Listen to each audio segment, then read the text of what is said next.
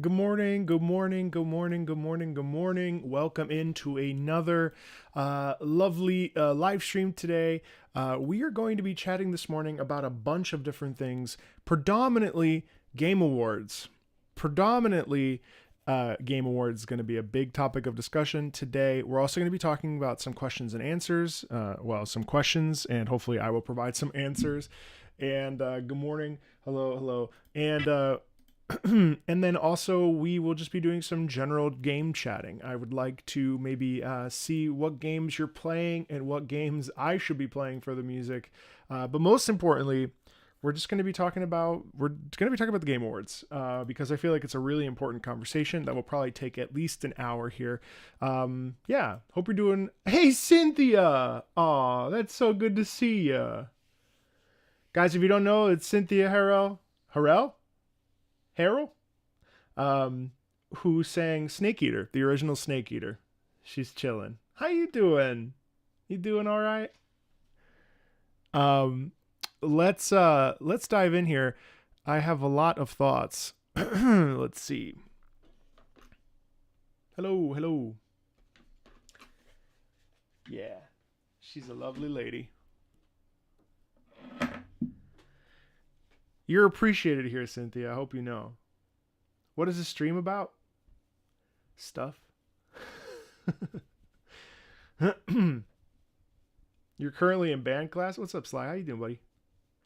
You're currently in band class. You tell your director I said hello. Hey, T-Doc, how you doing? Good morning, everybody. Welcome in. Good afternoon. You have a lot of thoughts on the Game Awards? Uh-oh, Cynthia.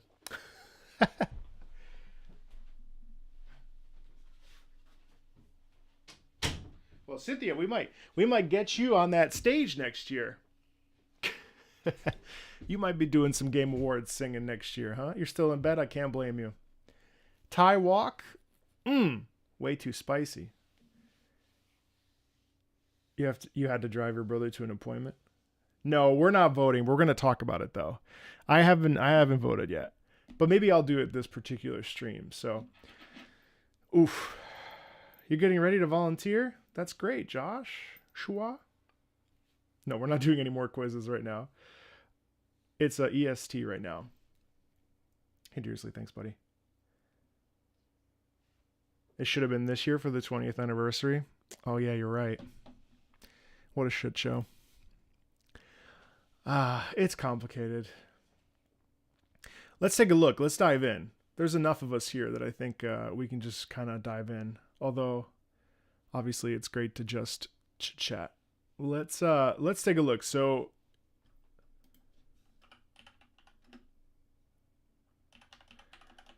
as the years go on, I sort of start to think that the Game Awards.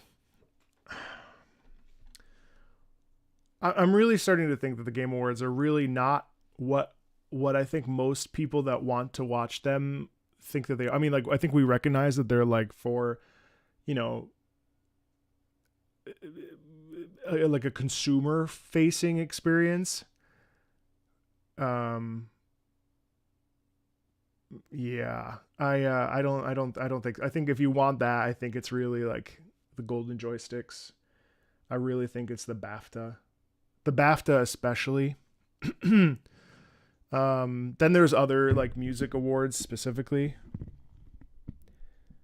Yeah, I I find myself just feeling let down. On top of that, Jason Graves made a really good post. Not that I'm on X anymore, but for the sake of argument, let me just bring this up. One of the things that Jason Graves pointed out, which I think is so true, is that look at this. Can't say I'm a huge fan of corporations taking credit and being listed as the creators of their own scores. I really agree with this. I hadn't even really thought about it, but like, I mean, the studio didn't compose these pieces, so that's one point. I mean, this is like a common thing. I mean, and I have to be honest, I don't necessarily always include composers in my about section when I'm talking about composer. I mean, sometimes I do, but like sometimes I forget or I don't think about it.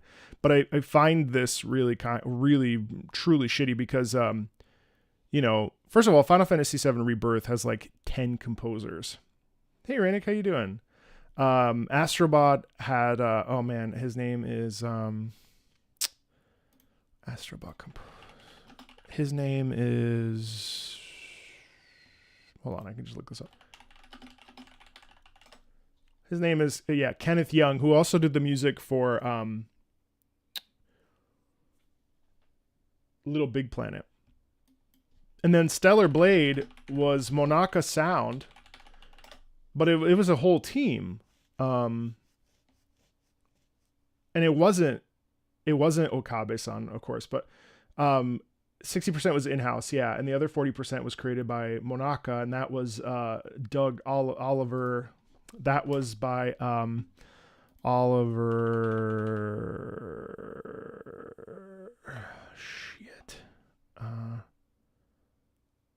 Oliver Wood, I think his name is. No, I can't remember. Well, it's in my DMs, but it doesn't matter. All that to say, like, it's really frustrating. So anyway, all that to say, oh wait, let's look. 100 tracks with 40% of the music. No, not coming from, okay, this is all old shit. Monaka. Okay, here we go. I want to make sure Oliver. Well, anyway, all that to say, like, you know, it's obvious that like the studio doesn't, you know, like the studio is not the one who's doing it.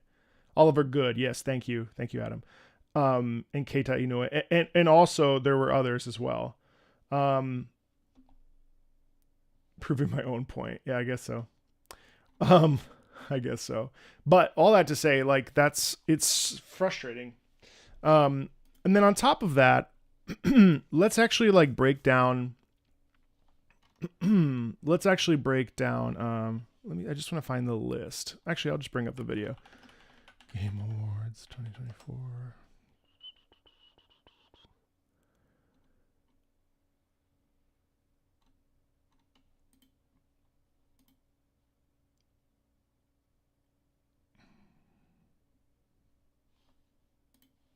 What's up?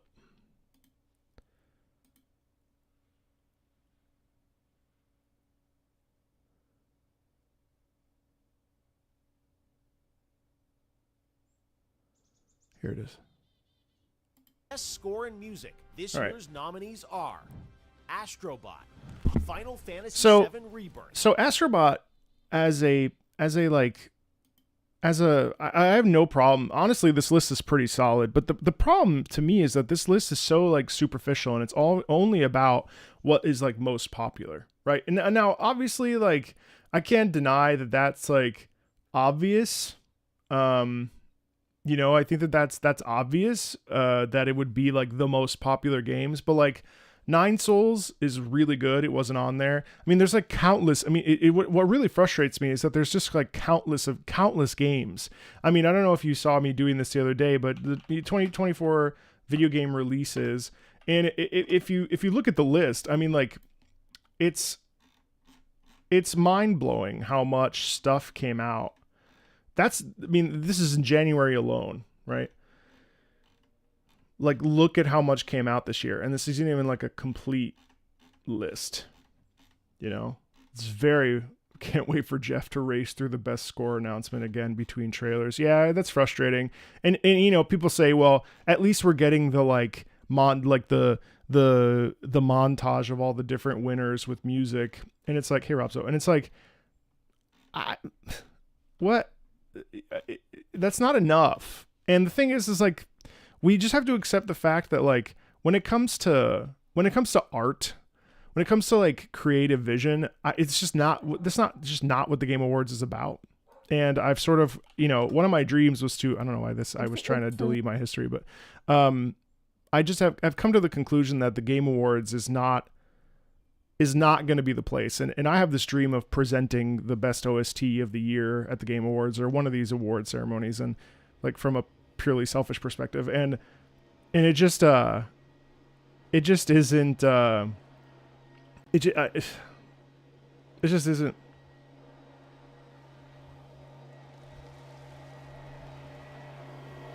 They're leaf blowing. Hold on.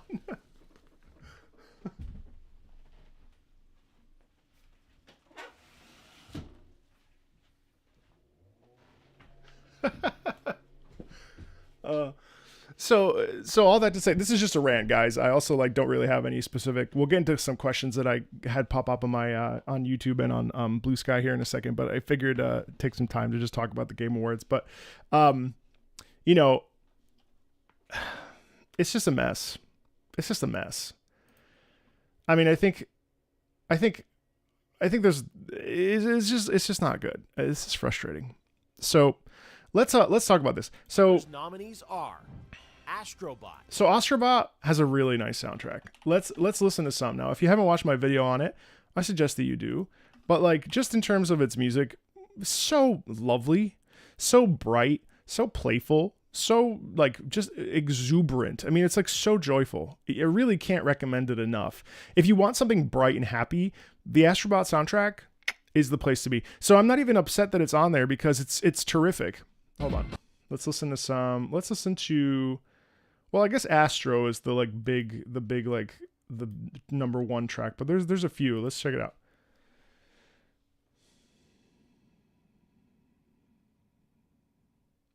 Yeah, no, it's mostly done by a panel of journalists. It's true.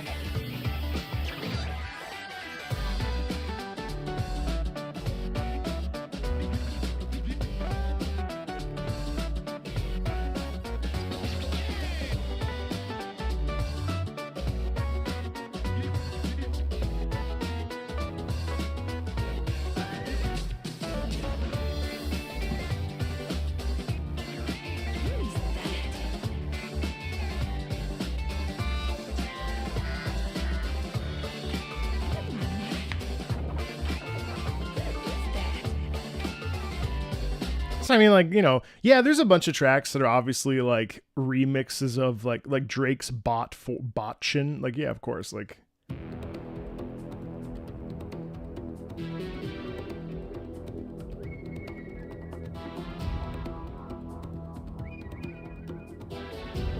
Thanks, Muse.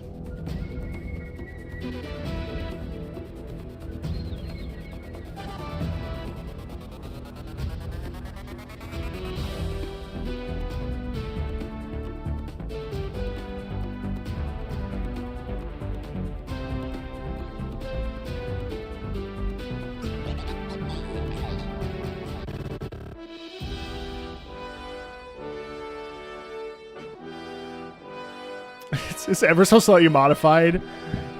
It's actually charming. I mean, I don't mind it personally.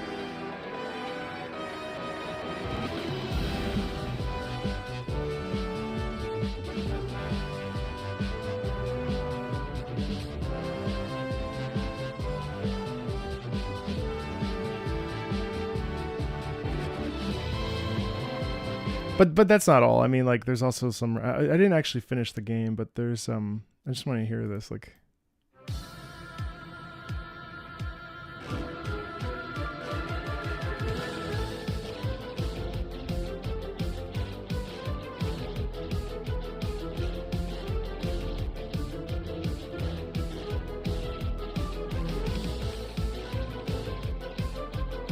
Yeah, okay, that's fine. But like, Puppetry is fun.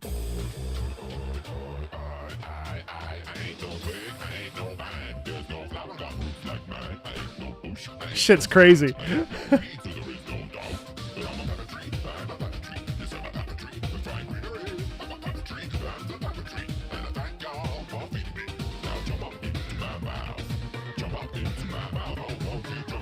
Yes, I mean Astrobot as a game itself, like I think it's really charming. I do think that it's sort of a disappointing like highlight of all the games that Sony has like sort of like left behind. Like just make PlayStation All Stars again. Like I mean, I don't know. I mean, I think it was like I think on the surface it's really easy to be like, oh, it's just a cash grab for Sony, but then when you actually sit down and play it, it's charming as hell. Like it's really fun, and there's a lot to like about it. Honestly, it's really good. And if you haven't played it, I really recommend it if you feel like it, because it's really entertaining. It's really warm, really bright, really playful. I was smiling quite a bit while I played it, and yeah, obviously it's like hyper PlayStation coded, but I you know, I think that it's like it would be a really good signal to Sony to be like, yo, stop fucking with our shit and like start, you know, re-release Ape Escape, like work on your shit, like stop trying to be this like hyper narrative driven, like just make something fun. Why are we, you know what I mean? Like I think that's something that's really you know, but anyway, so you know, I think musically, I think it's fine. I got no problem with Astrobot being nominated. Final Fantasy VII Look, as you know, I'm not the biggest fan of Final Fantasy VII remakes, the trilogy. I'm not crazy about them. In fact, I don't really like it at all. And I put 20 hours in. One of my patrons, we were talking about this in patron chat, and he was like, I think you might be a contrarian. And I'm like, I don't know about that. I mean, I just think that like for me, Final Fantasy VII, I like the original so much, and I don't need all this expanded universe stuff. Like it feels like fan fiction a bit. I don't need any of that. Like that's not for me. If you love it, shoo, go ahead. I got no problem with it. I think it's an artistically beautiful piece. I mean, I think it's really well made. It's clearly made with a lot of passion and love. Obviously, there are going to be things that you love about it or things that you don't love about it. And for me, I'm also not into Final Fantasy VII as much as some people are. And I'm really owning that. I'm not going to shy away from that discussion whatsoever. I do not care for the remakes. Now, I think that they're artistic. There's a lot of artistic merit for these pieces, and it's made really well. So I would never be like, no, fuck that. It shouldn't have best score in music. It's actually amazing. I mean, like, and so the other thing that you don't know is that I'm sitting here and I'm actively listening to like all of these albums. I've been listening to Final Fantasy VII Rebirth now for about a week when I'm driving in the car, because I'm really trying to dig into like, what about this, A, do I not like, and then B, what do I really like about this? And, you know, I will say that the combination of Hamauzu really leading, there's a lot of orchestration done by Hamauzu, which is really cool. So it takes the Uematsu originals, which I love because they're simple and melodic and like lovely, like, you know, that the real like motivic Nobuo Uematsu style writing that is so perfect in Final Fantasy VII, in my opinion. And it really does elevate those. The one thing that I see as an issue for me for Final Fantasy VII is it sometimes feels like a hodgepodge. It feels like super packed in. Now you might say that that's a positive, and so you would be right. But subjectively, like when I listen to the soundtrack, it's like I get whiplash, because one second I've got smooth jazz with the Queen's what's it called, with the Queen's Gambit. Is that what it is? With the card game, Queen's Blood. Sorry. And then on the flip side, you have like these gorgeous modernizations of classic Uematsu pieces, and I think it lacks a little bit of cohesion. But the other thing that's worth talking about is the fact that the way that I'm perceiving these scores is different, because I'm not playing necessarily every game. I'm listening to the scores with my own criteria for like whether or not I like it or not. You know what I mean? So like that's based on the individual completely. And if you've played through Rebirth and you connect the scenes, that's totally valid. And also, like, yeah, of course. I mean, Genova Life, what's it called? Genova Life. I actually want to listen to that. Genova, I don't think I actually have listened to it yet. Hold on. Genova Life Clinger, isn't it called that? Yeah. Let me just take a listen. Genova Life Clinger theme. Look away in case there's, Yeah, there's spoilers here. Don't look. Fuck. Sorry. Let's take a listen. Does this have spoilers? Let me see. No.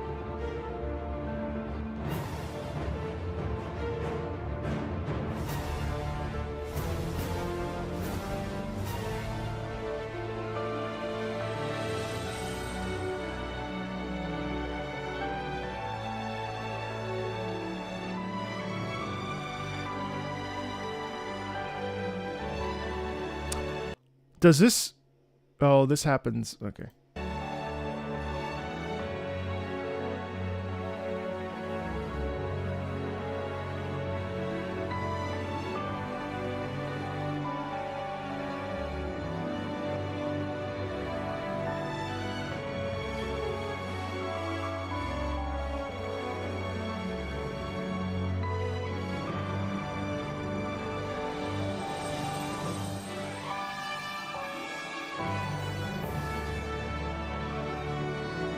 I mean, no one is going to deny that that sounds bad or it's composed poorly, and that's not possible. Like, you know what I mean? Like, that's not possible. That's a wonderful reimagining of Aerith's theme. Like, it's loud, yeah, and I do think it's a good point that Final Fantasy VII Rebirth, taken as just a soundtrack, has some incredible highs, and that's usually what people are looking for in these votes. I would agree. But let me just pivot over to the second phase 1.5 here.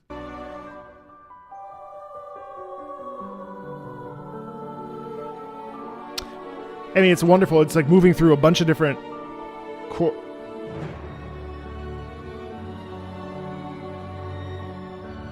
yeah. That's a really sick transition.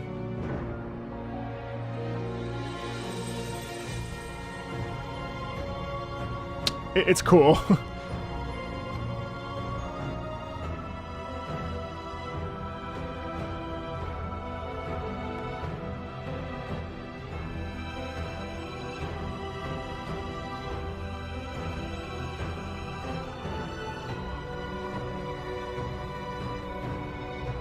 Yeah, because it sounds like she like swallows up Aerith, right? So like it's yeah, you made a great point there. It sounds like it's where'd you say it? There's Genova's theme is eating Aerith's theme.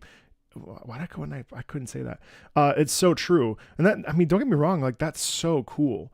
Let me I don't want to spend too much time on this because it's 13 minutes. Let me listen to phase 2 really.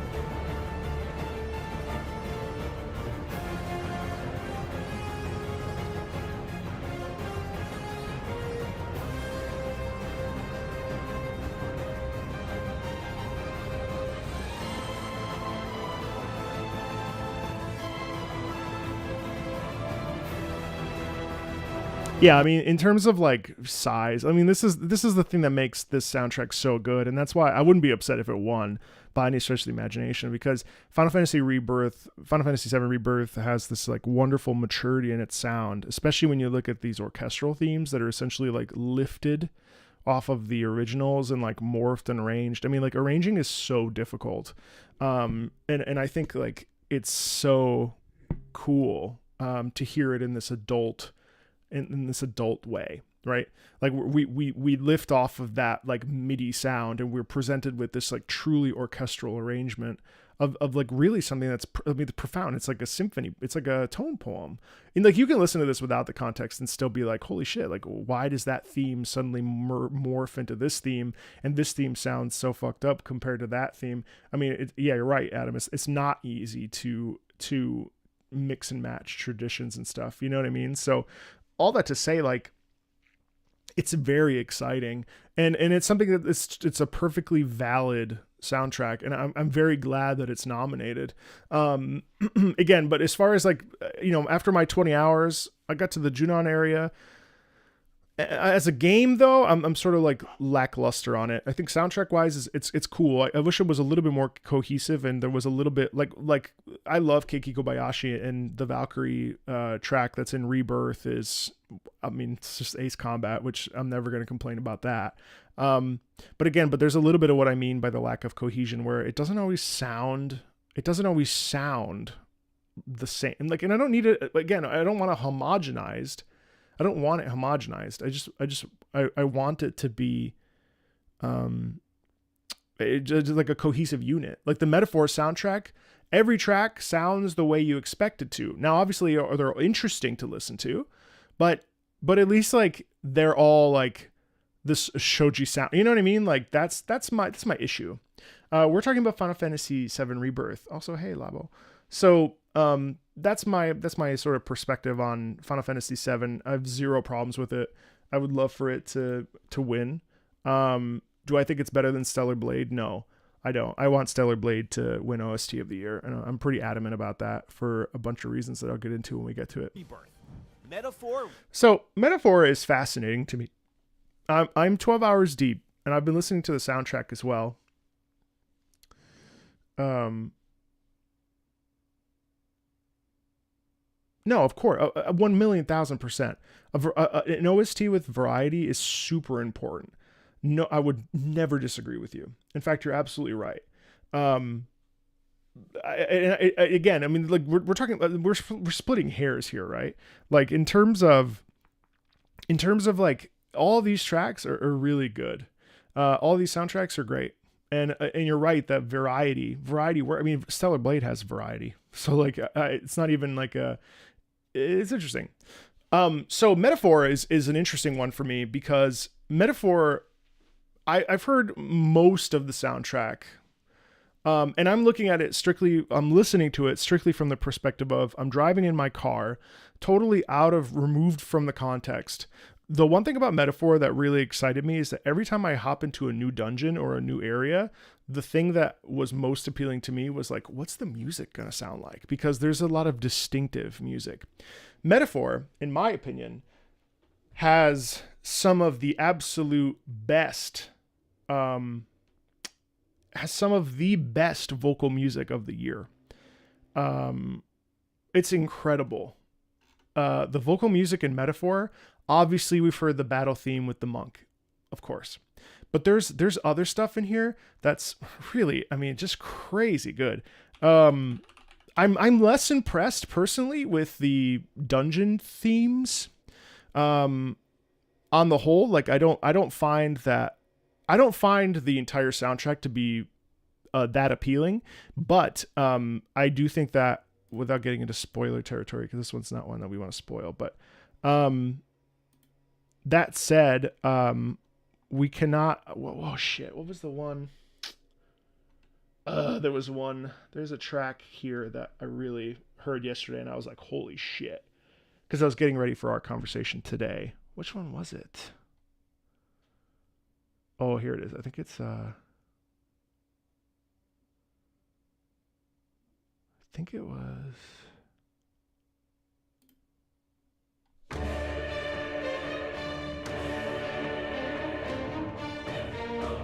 was this one.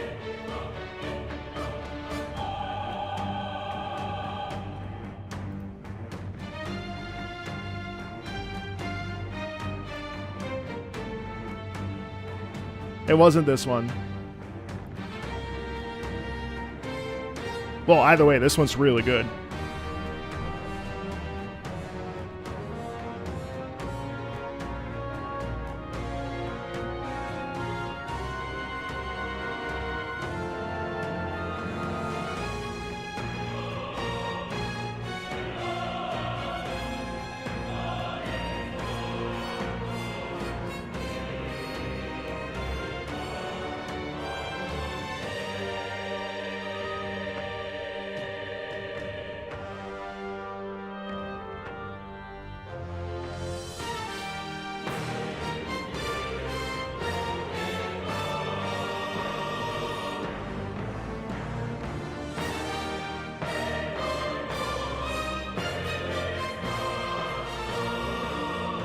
That's why when people are like, oh, I don't know that I would like classical music, I'm like, well, what the fuck is this? What is this? This is classical music. There's nothing about this that you wouldn't hear in an opera. So anybody that's like, oh, I don't like classical music, you're full of shit. This is literally this is opera. I'm sorry. This is like primetime choral operatic. But hold on, I gotta find this piece that blew me away. I think it was. Is it this one?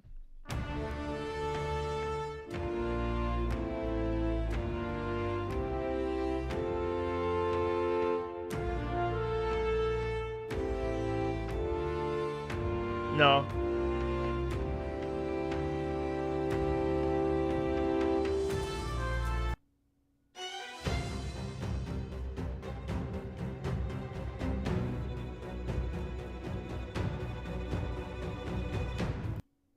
Sorry, I gotta find this track. My whole point rides on this track, so I need to find it.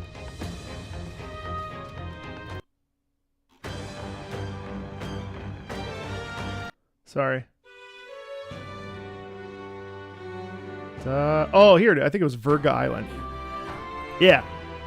This is cool. Hello.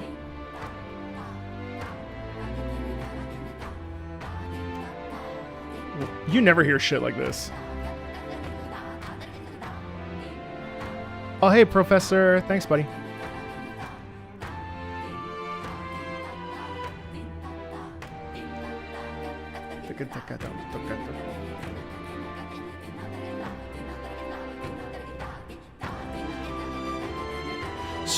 So interestingly enough, as I was thinking about this, have you ever seen that? There's a video that was floating around on TikTok of this an Indian percussionist, and he was playing how they sound out rhythm, taka tiki taka tiki ta tiki taka tiki taka tiki ta taka ta, and I'm thinking to myself like, holy shit, did Soji somehow like put in like rhythmic emphasis of an Indian culture, and it's wild.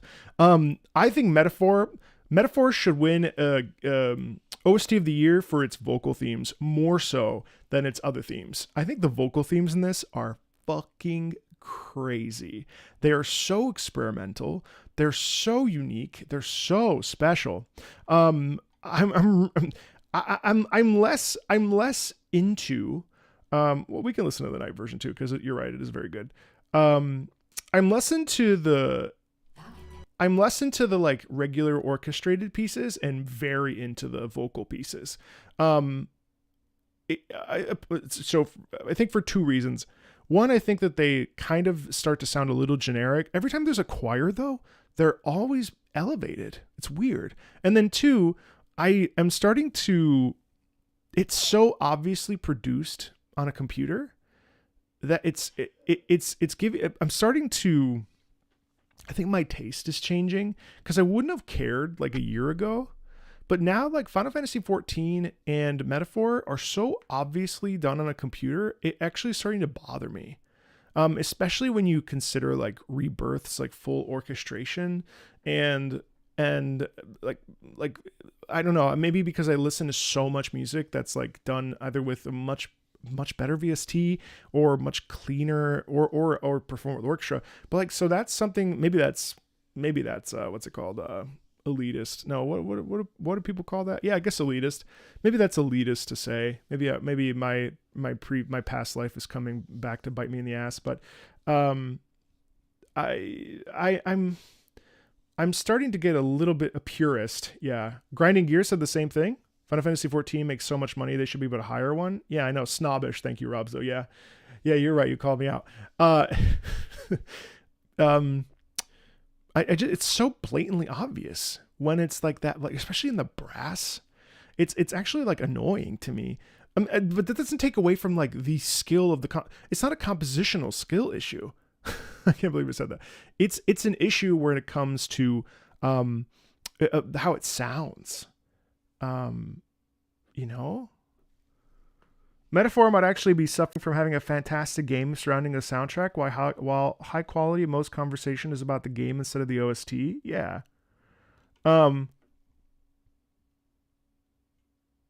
There is a human element of personalized signature of the artist performing. You mean when they're live? Yeah, I agree. But because here's the thing: is it Warriors in Arms? What's the battle theme? I think it's this one. Yeah.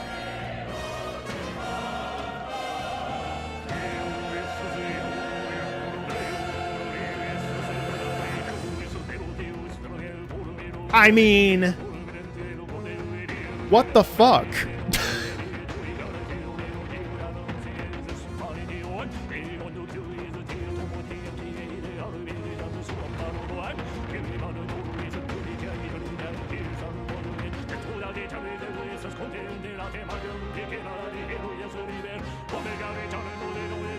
It's like stupid.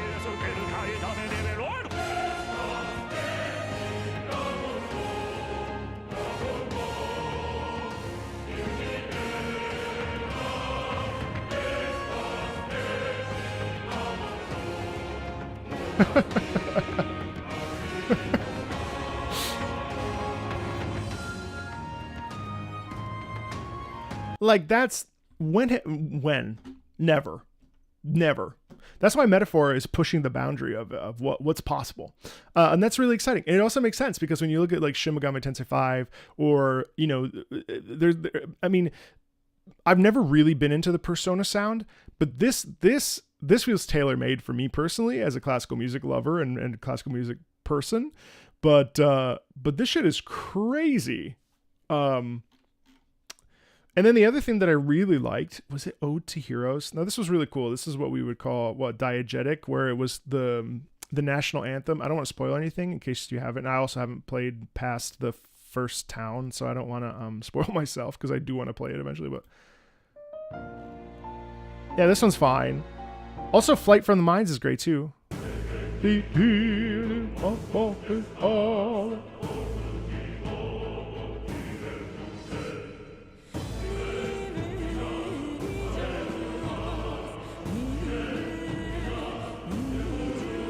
That's so special.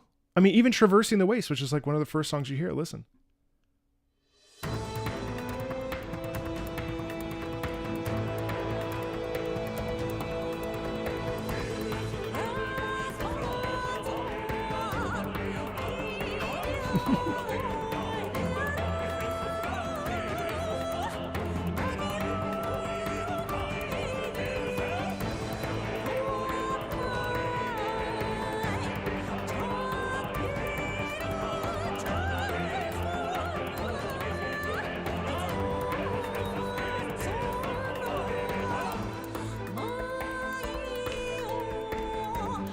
So the question becomes like, are we looking at soundtracks?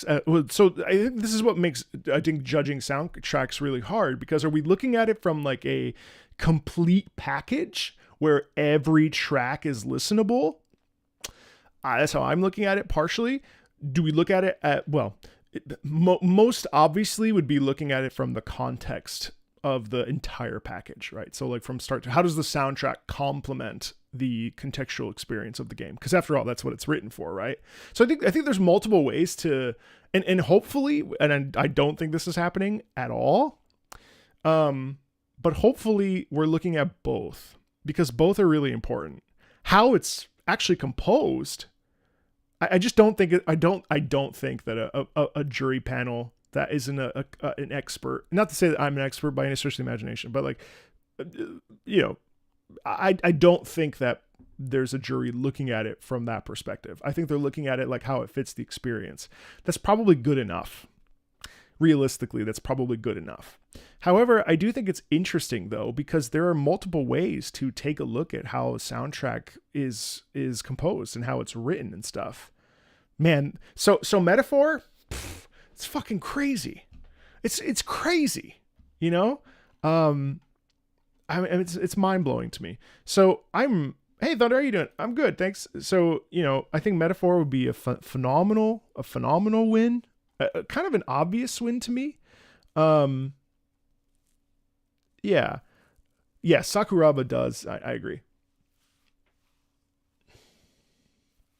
Refantasio, Silent Hill 2. So Silent Hill 2 is interesting because it's recontextualized, and Yamaoka is like incredible. Like, I mean, there's no denying how pivotally important music is. Now, you would say that to all of these, right? But you cannot deny how like mind-blowingly important the music is in Silent Hill 2. Now, again, you say that about every piece, every game in this category. However, I do think that I do think that Silent Hill 2 is also a really powerful contender, despite the fact that this is a reimagining. And so this is also an interesting conversation anyway. Should Silent Hill 2 be a Game of the Year category contender? Now, again, we're talking about the Game Awards. So like, let's keep it let's keep it really low hanging fruit here, because like, whatever the fuck that even means. Right. But like, let's look at it. Like, I think that there should be a remake category. Personally, there's enough remakes that come out every year that merit that. Now, do I think that Silent Hill 2 deserves to be on the Game of the Year list? Yes. Do I think that it should be? I can tell you one thing. Shadow of the Erdtree is fucking bullshit. And I'm sorry, I shouldn't swear so emphatically, but like, it's nonsense. It's nonsense. Jeff just fucking threw that shit on there. Like, ongoing game. DLC. Like, what the fuck? It's actually makes me angry. I don't know why. Like, who gives a shit? But yeah, no, it's bullshit. It's bullshit. So, in terms of Silent Hill 2, though, let's get back on track. Now, my personal opinions about this. Silent Hill 2's OST is phenomenal.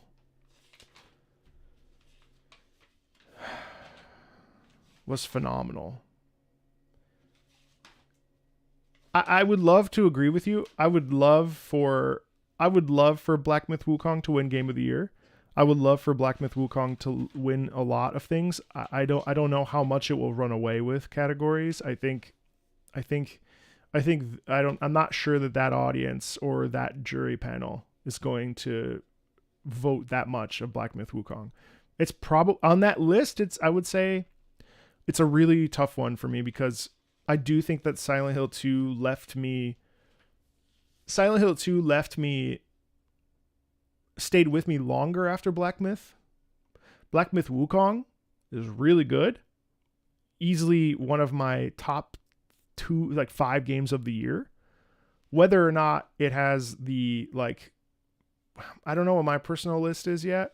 I've played a lot of the big releases this year. And also, like, Grand Blue Fantasy Relink wasn't even mentioned. Well, whatever. I mean, like, that, I think that one was always going to be hard because of its, like, history, and it came out in, like, February. So, I mean, like, there's also that, too. Grand Blue Fantasy Relink was phenomenal. But I will say that Silent Hill 2 blew me away and left me with just such a deep, like, thought process on life. But I really...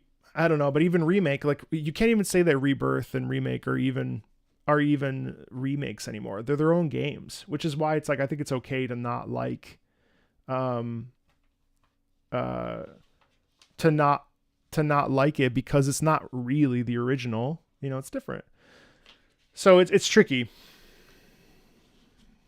Right. Well, exactly.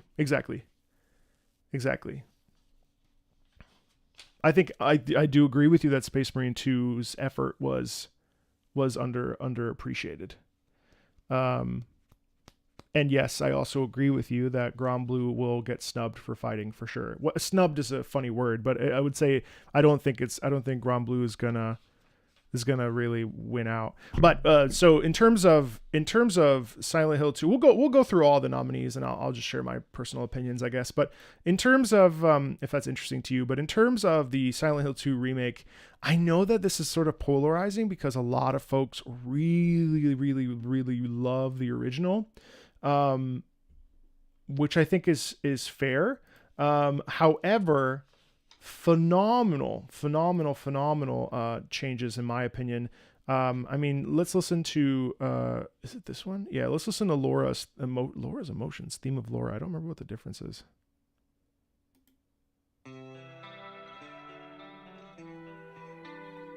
The thing about Silent Hill 2 is that when music is used, it is so punctuated and powerful.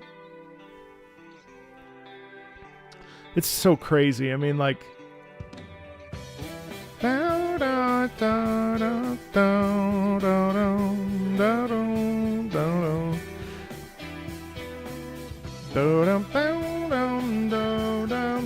What's up, dude?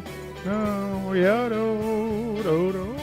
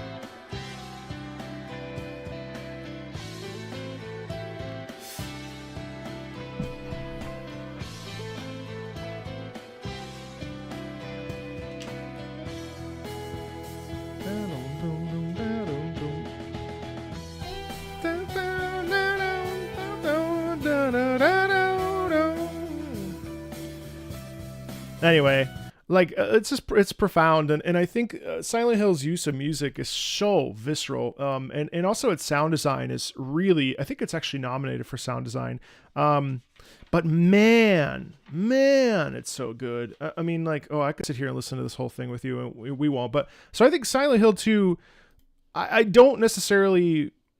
It's a toss up for me because Silent Hill 2's music is really good. I mean, this is like, you know, I think this is a solid year for these most popular titles. Obviously, we're not even including like indie music or whatever. And Stellar Blade. But for me, Stellar Blade, OST of the year. OST of like, I love Stellar Blade's soundtrack. I love Stellar Blade's OST. Like, I cannot put into words how much I love this soundtrack. It is phenomenal. Now, we're talking about variety and style. And so I think that what's really interesting is that somehow Stellar Blade manages to sound really cohesive, despite the fact that every single boss theme has a different musical style, whether it's EDM, rock, opera, for fuck's sake. Like, there is such a wide variety. So it's interesting because for me it doesn't work as well with Rebirth, but yet I feel it works with Stellar Blade. So either I'm a giant hypocrite, which by all means feel free to let me know in the comments below if I am one. Maybe don't, but all that to say, like, you know, I just, to me, God, I mean, fuck, I love Stellar Blade soundtrack so much. I mean, like, let's listen to I next week we're gonna listen to the whole thing, but so I won't do this. Right, I was about to go in. This is on repeat in my car. I love it. Let's listen to what's one of the cooler ones. I forget. I think it's Stalker is good. So Stalker's the rock one. Oh yeah, let's listen to the Taki boss fight. I haven't listened to this in a while.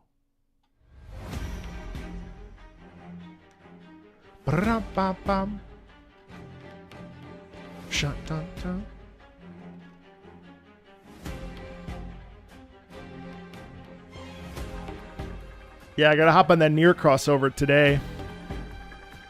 I won't do it until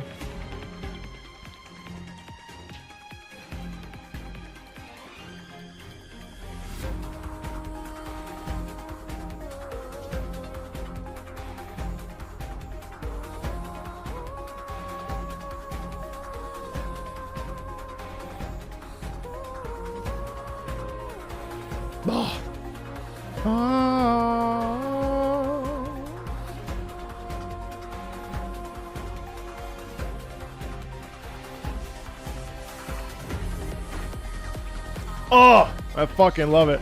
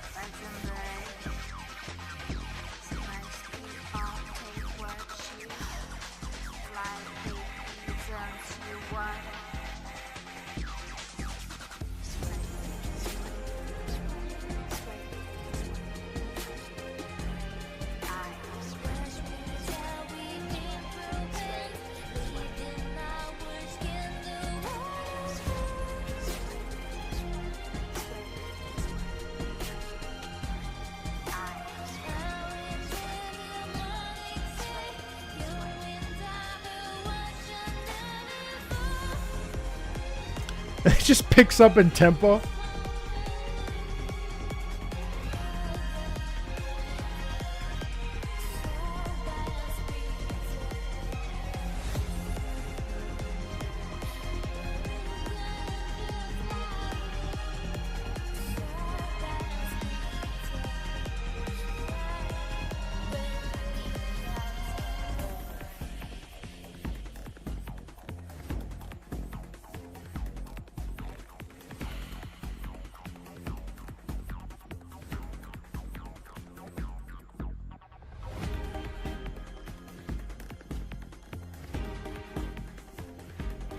Yeah, I'll be taking a look at the Stalker 2 soundtrack for sure.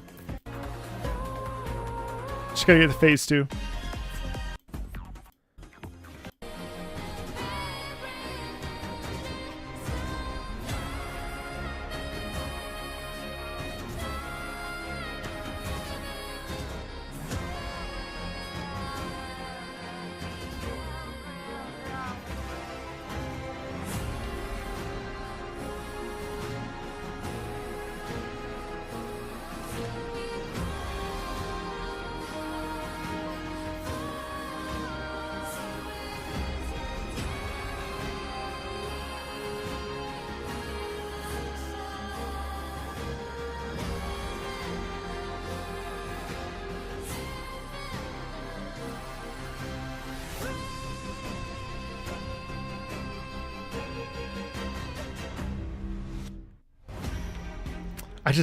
To be fair, I'm not going to play other tracks because I literally love the soundtrack so much.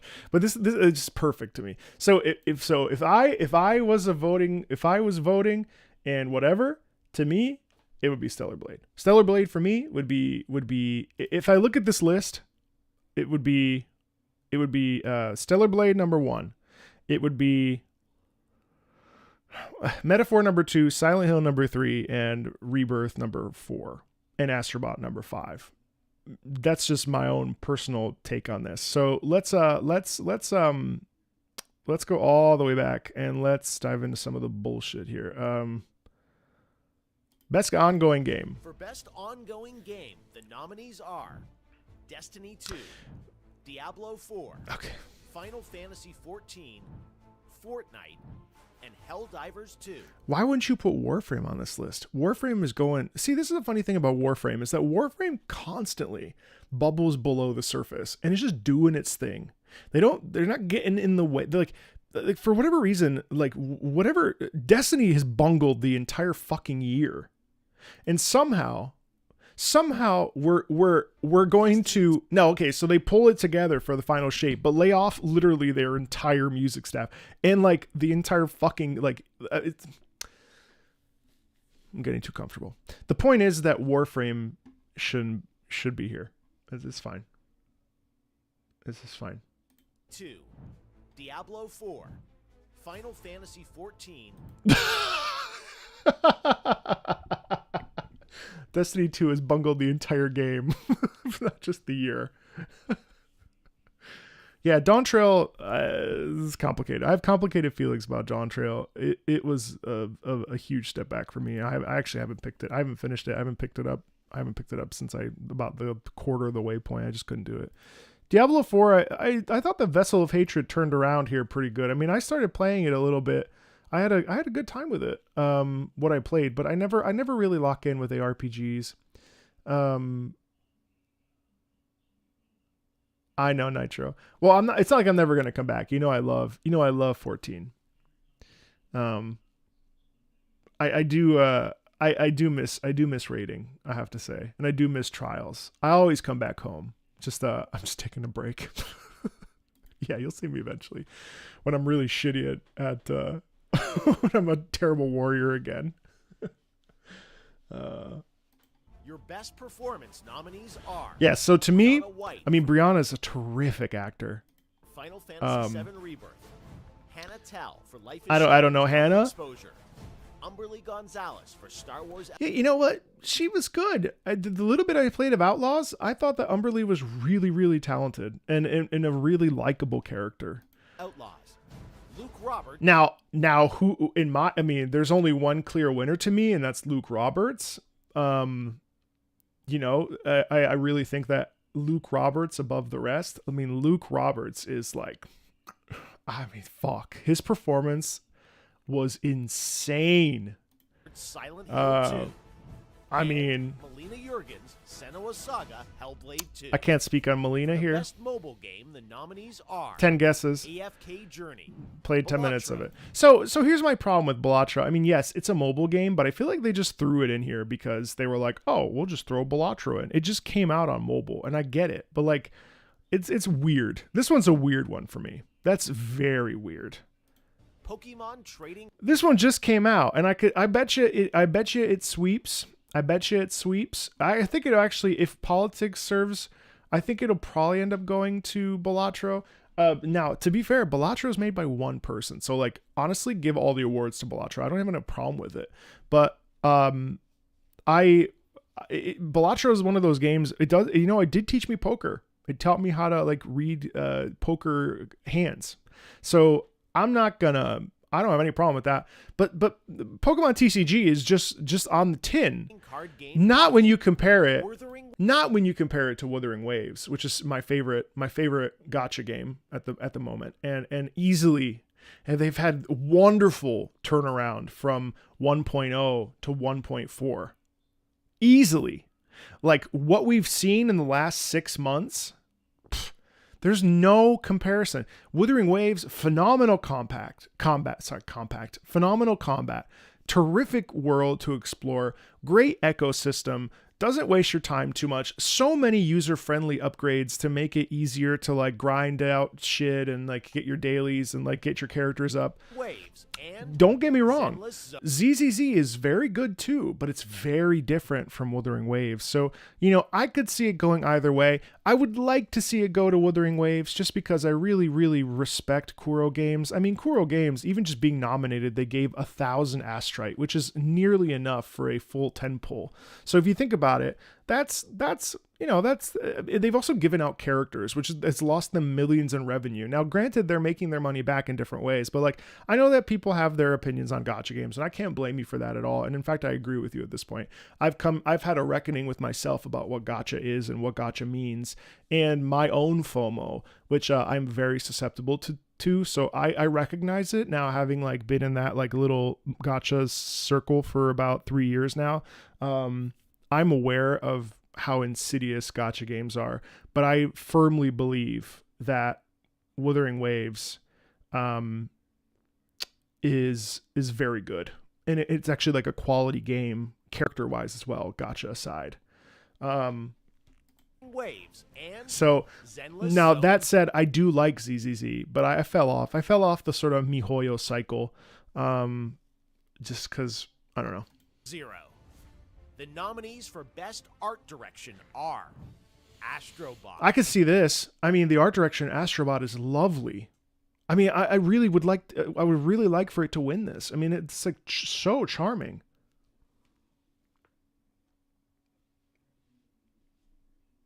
Yeah, I think optimization's gotten a lot better. Black Myth Wukong. But that said, okay, wait. Best art direction. This to me is a Black Myth Wukong win, personally, because when I think about everything I saw while I was playing Black Myth Wukong, it is a work of art. Black Myth Wukong is phenomenal. Phenomenal. Like if you look at Black Myth Wukong, and you may have seen me talk about this, but Black Myth Wukong is a work of art. Like it is, like Buddhist temples, stunning landscapes, incredible characters. You never knew what you were going to be fighting next. Fantastic enemy design, fantastic character design, fantastic story. I mean, like everything about Wukong's art direction is absolutely, like, to me, there is no higher tier. I mean, like that, to me, Black Myth Wukong for this year was up here. It's phenomenal. It's phenomenal. Elden Ring Shadow of the Erd. Now, okay. This is a perfectly good category for art direction. That said, I still think Wukong takes it. Metaphor.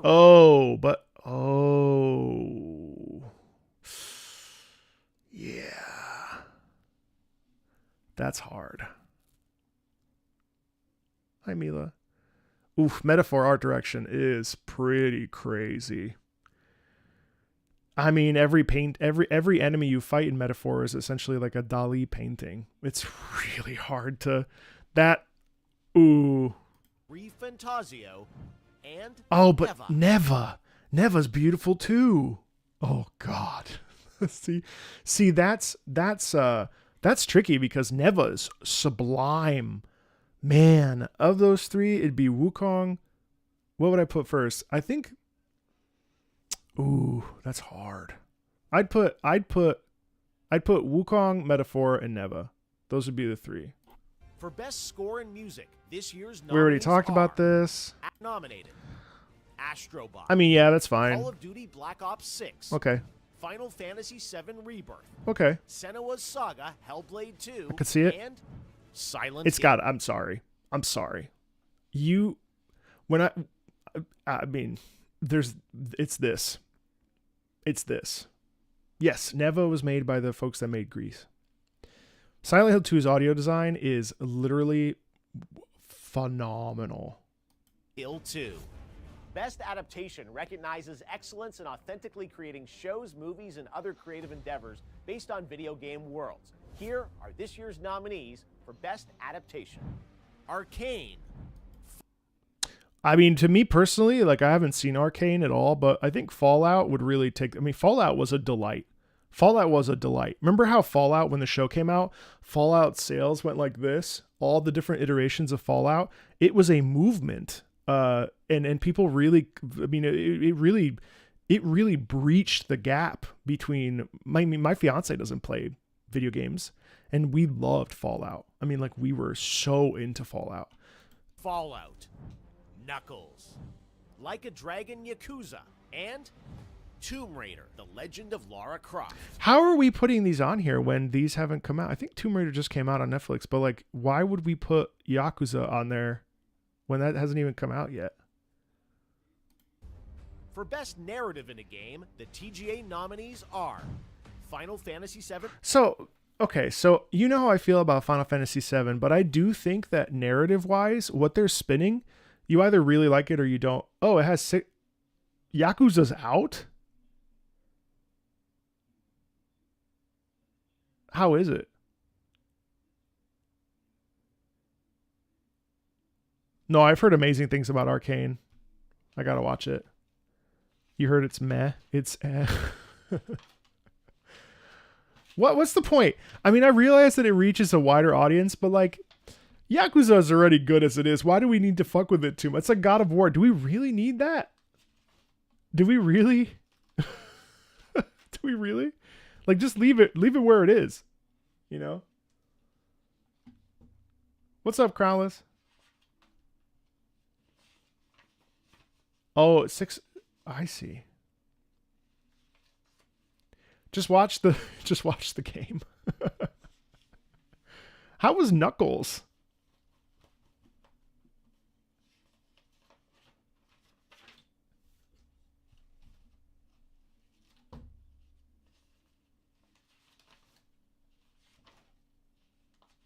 Knuckles was great. I love Knuckles. By the way, in a couple hours, we're gonna be listening to some Sonic music live. You love the original and you're disappointed by the new direction. Yeah, I feel like I'm gonna get yelled at for this. It does feel like Final Fantasy VII's story feels. Hey, Miaru, feels very much like Kingdom Hearts. Like I'm gonna have to start playing. Like I'm gonna have to read a comic book. I'm gonna have to like play a game on the 3DS in order to get the full Final Fantasy VII remake plot line. I know it's more complicated than Nomura, so I'm not going to go ahead and say that because I don't think that that's fair. But yeah, I don't know. You shouldn't have to play. Well, anyway, never mind. There was already a side character from a mobile game that got brought into Rebirth. What? Oh no.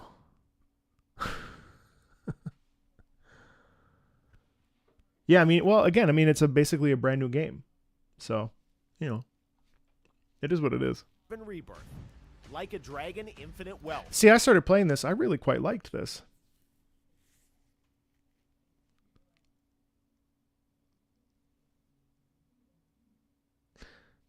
What FF7 does subtly, FF7 Rebirth hits you up the head with a sledgehammer with it? Really?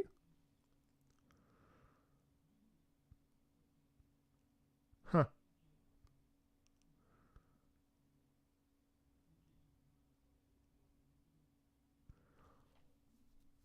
That's a really interesting perspective. I thought I was very alone in that perspective.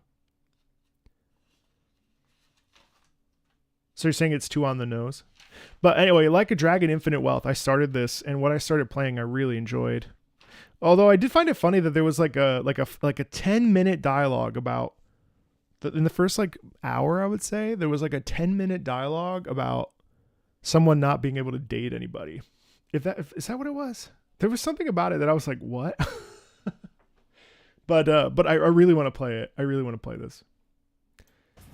Metaphor Refantazio. I mean, I feel like this will win this. Senua's Saga Hellblade 2 and Silent Hill 2. Oh, okay. Well, let me ask you a question though. So okay, this is a really complicated thought process because Silent Hill 2 has an amazing narrative, but should a remake? Now, look, it's really well done. Should Silent Hill 2 win Best Narrative? Considering that it came out, they didn't really change the narrative. So, you know what I mean? That's the one thing that's not different.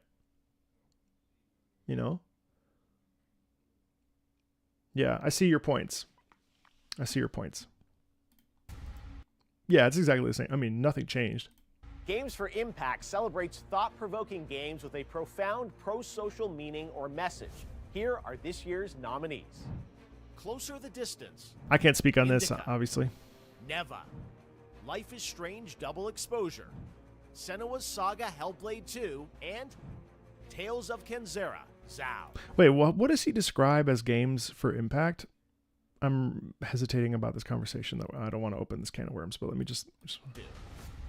Games for Impact celebrates thought-provoking games with a profound pro-social meaning or message. Here... Oh, okay. Tales of I mean, you know, I didn't play this game, but this game is all about death.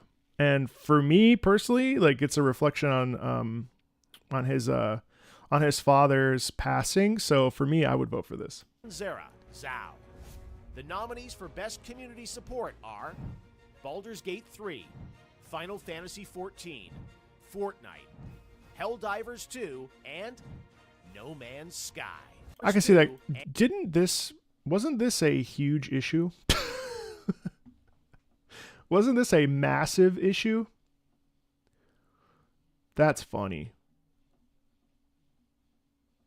That's very funny. I know they fixed it, but I remember this being like, I guess the fact that they fixed it, so I suppose it's good. Dawn Trail, yeah, I mean, to me, No Man's Sky always makes the most sense. Yeah, could you imagine if Destiny had gotten an award here? Didn't they do that last year? They got an award last year for this, didn't they? It's a shit show.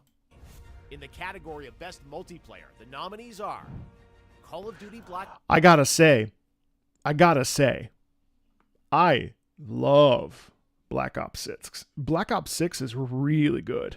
If you like Call of Duty and you've avoided it because after Modern Warfare remake, because of all the bullshit, Black Ops 6 is like kind of a return to form. And the skins they put up for Season 1 are more or less normal. They're not crazy. Black Ops 6, Helldivers 2, Super Mario Party, Helldivers 2. So it's interesting to me because, I mean, if you recall, when Helldivers came out, have you ever seen that video when average gamers become AAA voice actors? Like, that's, I mean, no one can deny how meaningful the multiplayer is in Helldivers 2. Like, I could see it winning this, and frankly, I think it should. Super Mario Party Jamboree, Tekken 8, and Warhammer 40,000. I can't speak on this. I remember when it first came out, the multiplayer was not good. Has it gotten better? Space Marine 2. Best Independent Game celebrates games with a high degree of risk tolerance, as they are produced outside of the traditional publisher system. Remember when Dave the Diver was on this list? That made me laugh. Nominees are Animal Well, I could see this. I could see this. Balatro, I mean, this is one person. This is one person. Lorelei and the Laser Eye, This looks pretty cool. Neva, and I do think this is more artistically pleasant to look at, and I think like as an indie game, I think Neva. So hard because Balatro is a phenomenal gaming experience for what it is. It's incredibly micro focused. Neva as an entire story sequence, I'm almost done with it. I feel like Neva really takes the cake here for me. UFO 50. Yeah, it's really done that. Nine Souls is an incredible game. But UFO 50, I mean, it's interesting because UFO 50 is an interesting game to me because it essentially takes, you know, old school gaming and modernizes it, you know? So for me, that's pretty cool. I don't know. Animal Well is one of those games you kind of like have to lock into, I think, and really get into it. 50. Next is Best Debut Indie Game, which recognizes a development team that hasn't won a Game Award before. In fact, these teams published their first game in 2024. The nominees are Animal Well, I really could see it. This is a really well done game.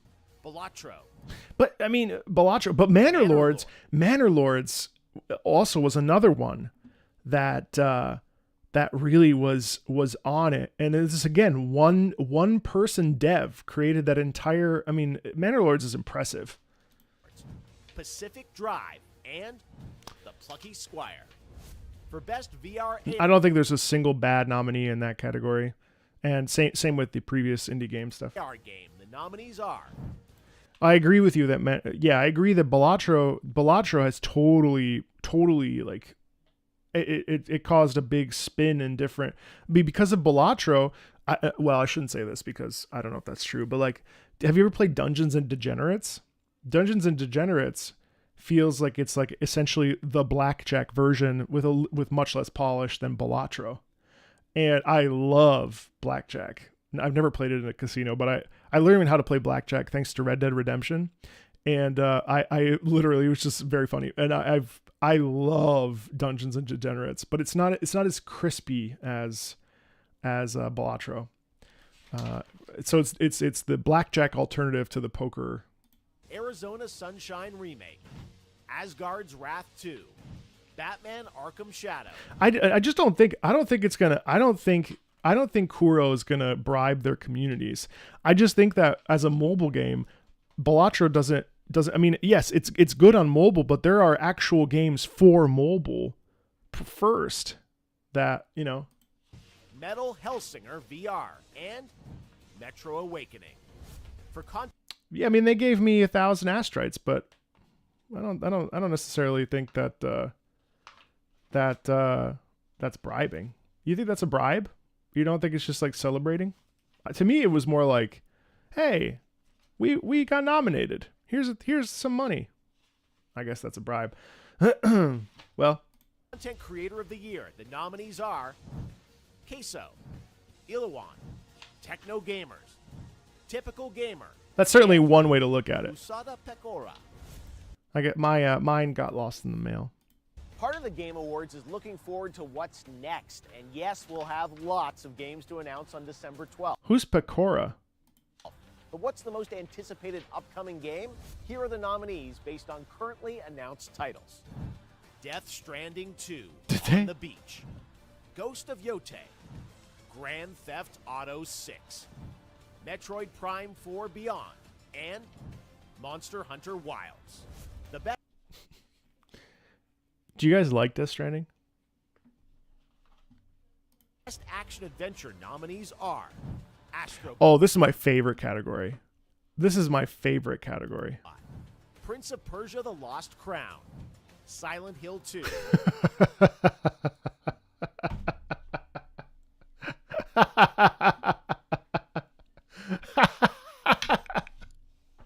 No part of this game. Why didn't you put freaking Space Marine 2? It's like it's perfect action adventure game. What's happening here? Star Wars Outlaws. I can see that. And The Legend of Zelda: Echoes This is a puzzle game. of Wisdom. For best role playing, the jury selected. You think Nitro? You think Silent Hill 2 is an action adventure game? Is it though? I mean, that's all right. Let's talk about this. Is Silent Hill 2 an action adventure game? Not from my experience. Oh, Warhammer. Yeah, no, I agree with you. It wasn't nominated.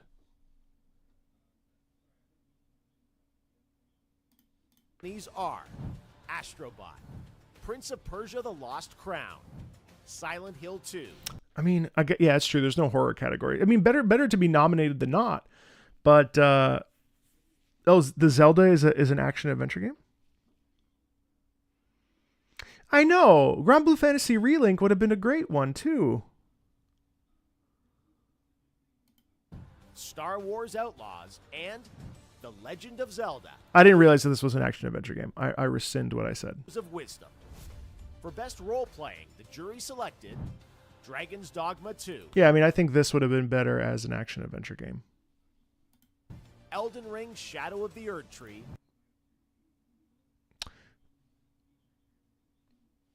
Yeah, it is a role-playing game, isn't it? When I think role-playing game, I think like JRPG. So, I mean, yeah, I mean, you do change your build. So I suppose that's a role-playing game, is it? Final Fantasy VII Is this a role-playing game still? Because isn't it action RPG? Is it an action RPG now?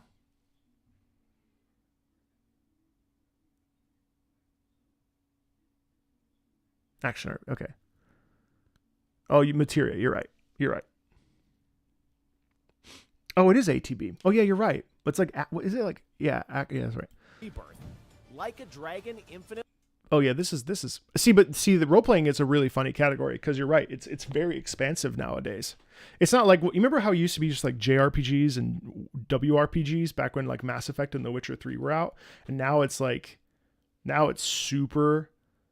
I don't know, man. I've played like 11 hours of Veilguard. No aspects of... Well, no, that's not true. Of course it's a role-playing game. I'm sorry. I mean, it's role-playing in that you're like picking... It's like Now, let's not get into the conversation about the everything. But like, technically Veilguard is like the definition of a WRPG, a Western RPG, right? And it used to be so distinctly spread between the turn-based combat of Japan and the action combat, or the the role playing, the choices. At least that's how I used to define it, of like The Witcher and like Western RPGs. But now it's all changed. You know what I mean? It is funny that Persona 3, like they include the other remakes, but not Persona 3 or SMT. You know. You're right. Oh, they're all Japanese developed. You're right. Wealth and Metaphor Refan. I mean, I would be shocked if it didn't go to Metaphor personally. Fantasia. In the category of best fighting, the nominees are Dragon Ball Sparking There's Zero, no way this doesn't get it, right? I mean, like, I'm pretty sure I haven't seen a bad thing said about Sparking Zero. Grand Blue Fantasy I mean, what a charming... I like this game, but... versus Rising, Marvel vs. Capcom Fighting Collection Arcade Classic, Multiversus, and Tekken 8. You think Tekken is more pop... Well, yeah, that makes sense, actually. The nominees for Best Action are Black Myth Wukong, This makes sense. Call of Duty Black Ops 6, Why don't we have a first-person shooter category? Helldivers 2, Stellar Blade, and I mean, to me, it's really between Wukong and Stellar Blade. Warhammer 40,000. This makes sense. Oh, so wait, what's the difference between action and action adventure? Aren't they the same category? Yeah, best action adventure versus best action. What the fuck? What's the delineation? Adventure has exploration? I suppose. What were the noms? Lost Crown. Did that have exploration? I guess it did, yeah. Metroidvania. Zelda, yeah, okay. Silent Hill, I suppose. Space Marine. In my mind, yeah, that's true. So did Stellar Blade and Black Myth Wukong. They don't even know. I explored a lot in Black Myth Wukong and in Stellar Blade. Stellar Blade especially had majorly big sections. But I think for me, Space Marine 2 seems like the most obvious, even though I definitely think that Black Myth Wukong and Stellar Blade, I would be happy with either of those. 2. Innovation in accessibility celebrates games that are making our industry available and enjoyable to more people. Selected by a special committee of accessibility experts, the nominees for innovation in accessibility. Yeah, I think Tekken is more long-lasting than Call of Duty Black Dragon Ops Ball. 6, Diablo 4, Dragon Age: The Veilguard, Prince of Persia: The Lost Crown, and Star Wars Outlaws. Next up, best that category is only pointless if you don't have a need for it. You know, I think we should be clear on that. Accessibility is important. You know, there are folks that like can't use their hands or don't, you know, have to use their eyes to play. I mean, like if they have if they're paraplegic, or I don't know all the details, but like they have other handicaps. Like it's important that they have abilities to use you know, God, could you imagine if I lost my hands and I wasn't able to play games? I would be so depressed. Like, I hope that it smells of virtue signaling. Oh no, come on, guys. It's really important. Accessibility is huge. The thing is that it's only not good. It's only not important if you don't need it. So it's like good. if you don't need it, that's wonderful. But accessibility is huge. It's really important because it's not just colorblind. I mean, it's every. I mean, it's like Xbox and PlayStation, they have controllers made for people that like have like motion. I mean, it's hugely important. Now I don't know how those games, have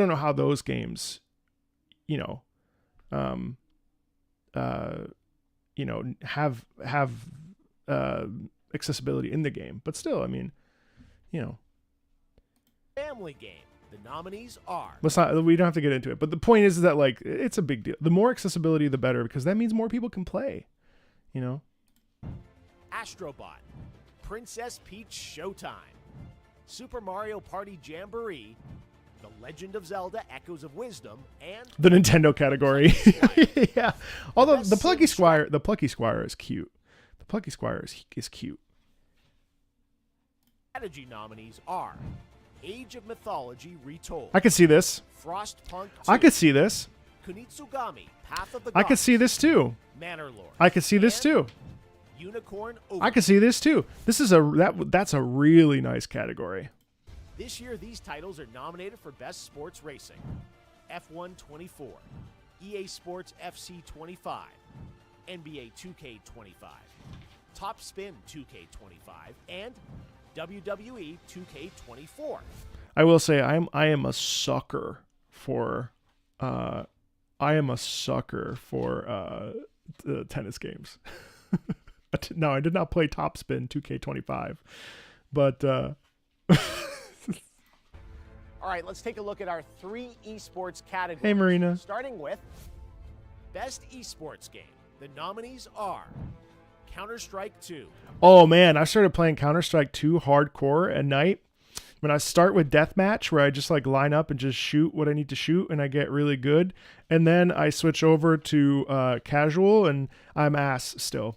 Dota 2, League of Legends, Mobile Legends Bang Bang. What is this? What is this? I feel like I'm really, really in touch with the mobile game category, but Mobile Legends Bang Bang is not one that I have ever heard of. I don't know. Wait, what do you mean? What do you mean? What do you mean I don't know Mobile Legends Bang Bang? It's a League copy? Hold on. Stop it. No, it's not. Mobile Legends Bang Bang.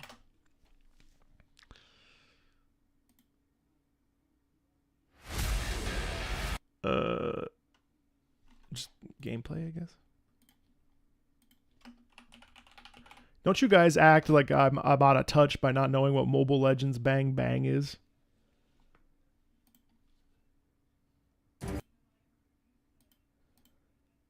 Oh. Okay, never mind. All right. And Valorant. The nominees You're right. for Best Esports Athlete are 3-3, Alexi B, Juvie, Faker, Zaiwu, and Kong Kong. And for the Best Esports Team, our Special Esports Committee nominated these teams: Billy Gaming, League of Legends; Gen G, League of Legends; Navi, Counter-Strike; T1, League of Legends; and Team Liquid, Dota 2. Honestly, I'm intimidated by every single one of those people. I just want you to know that, like, if I saw them, I would be nervous. Like, you're good at video games.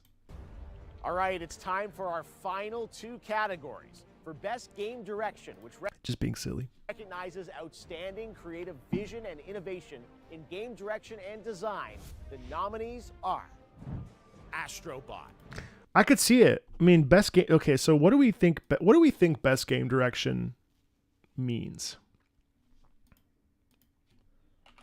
What is game direction? Just to clarify, the gameplay style where one play. No. Game direction. No. Creative vision. So like the director. I've played Classic. Yeah, I'm gonna come back. Oh wait, isn't Classic? Don't the servers open up tomorrow? Good job by the game director. Yeah, I would assume, like the vision of the game. Is it all the same nominees as the Game of the Year winner? Creative vision of a person or group of people lead the team. Yeah, okay. Astrobot, Wait, what? It's all the fucking same? Well, Balatro, I don't think. Well, I don't know, though. It flows so well. I mean, Balatro's made really well. Balatro, Black Myth Wukong, I do think that, like, I do think that Black Myth could win this. Elden Ring Shadow of the Erdtree, Final Fantasy VII Rebirth, and Metaphor ReFantazio. And finally, our global TGA jury, of which I am not a member, has selected the following 6 games as nominees for Game of the Year at the Game Awards 2024. The Game of the Year nominees are Astrobot from Team Asobi, Balatro from Local Thunk, Black Myth Wukong by Game Science, Elden Ring Game! Oh, it hurts me. Why? Shadow of the Erdtree by From Software, Final Fantasy VII Yeah, but you need to own another game and access it and go into it very far in order to play it. I agree with you that it's 90% bigger than other games, but you physically cannot access it unless you play another one. It doesn't make sense. You can't say it's Game of the Year if it's literally a part of another game. I agree with you. It is 90% bigger than other games, and its artistic vision is great. No disagreements, and the music is good. Everything about it is good. There's no denying that. But it's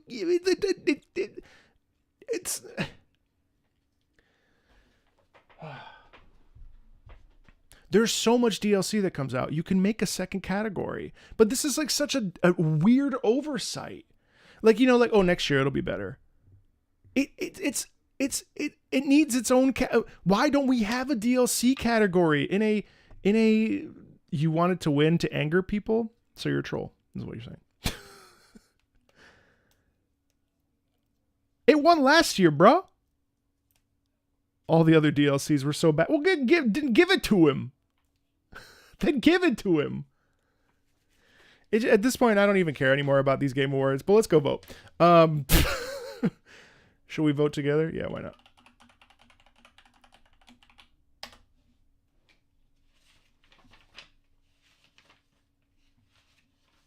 It's a great DLC. I didn't play it, and I know that it's terrific. I probably should play it, by the way.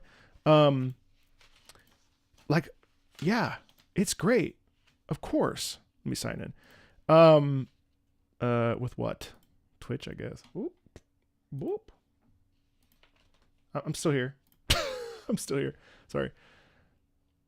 Look at my smiling face. All right. Here we go. Wait, why is this the only category? No, I want all the categories. Oh, we start with this one and... Wait. Okay, so...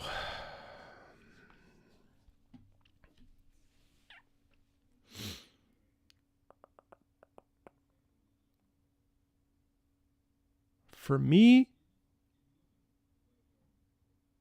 Hey, thanks, Prospect.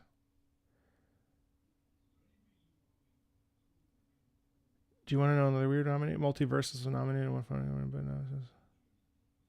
Oh, that's strange. Also, thank you for the donation. You actually don't have my information. I think it's gonna be, for me, of this list, the one I'm most drawn to and the one that I had the best time with. I'm still playing this, so I can't carte blanche it. But that's weird. Well, I really like... this is my vote. I'm voting for Black Myth Wukong. Okay. Best game direction. That I'll give to Metaphor. Okay, I don't need to tell everybody. Best narrative. I'll give that to Metaphor. See, like all this too, like, is this all this marketing? It's like, just leave it alone. Why do I need to share every single vote? Like, just... Best art direction. Oh, this one's hard. Okay. All of these are valid. For me, it's so beautiful. It's so cool to look at. It's good. It's so charming. I'm going to go with Black Myth again. Okay, best score in music. Well, I already know the answer. Stellar Blade. Best audio design, Silent Hill 2.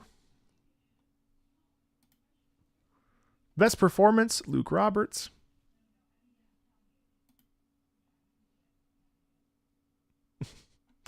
Innovations in accessibility, I don't know actually.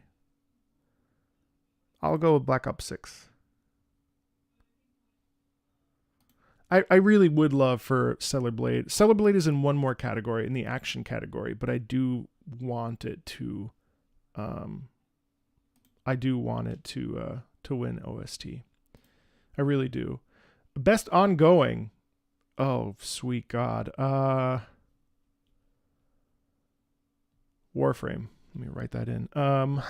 Best ongoing. Honestly, I'm going to vote for Fortnite. Fuck. Best community support. I'll go with 14. Oh.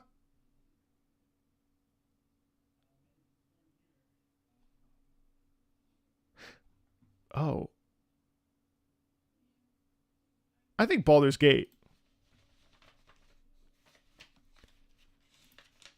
Let's see. Best indie game. Balatro. One dev. Baldur's Gate 3 has a shit ton of modding. Best debut indie game. I don't like Animal Well. I don't really like this style of game, if I'm honest with you, where it's kind of like, here, figure it out. Have a good time. I'm not really crazy about that style, but I want to applaud Donkey for what him and his team have created, personally. Because it's cool. Wuthering Waves, of course, for best mobile game. Metro, anything Metro. Although Metal Hellsinger would have been good. Best action game. Okay, so this one's tricky for me because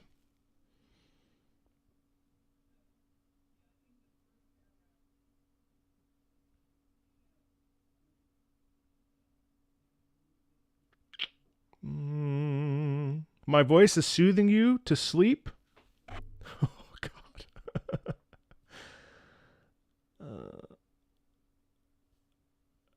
I think this will be Stellar Blade. Sly, that's the funniest lurk. Your voice is helping me sleep, so I will be lurking while napping. Best action adventure game. You know, I'm going to give it to Astrobot. Oh, okay, so this is how they define it. For the best action adventure game combined with combat with traversal and puzzle solving.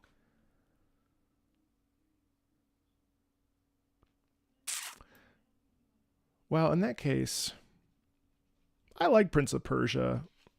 I'm sad that this like did they shut down Montpellier? No, I forget what they did, but they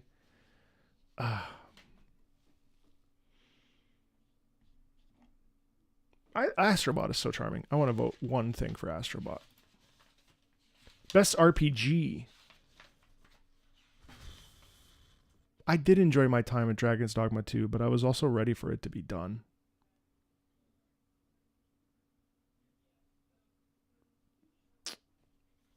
I think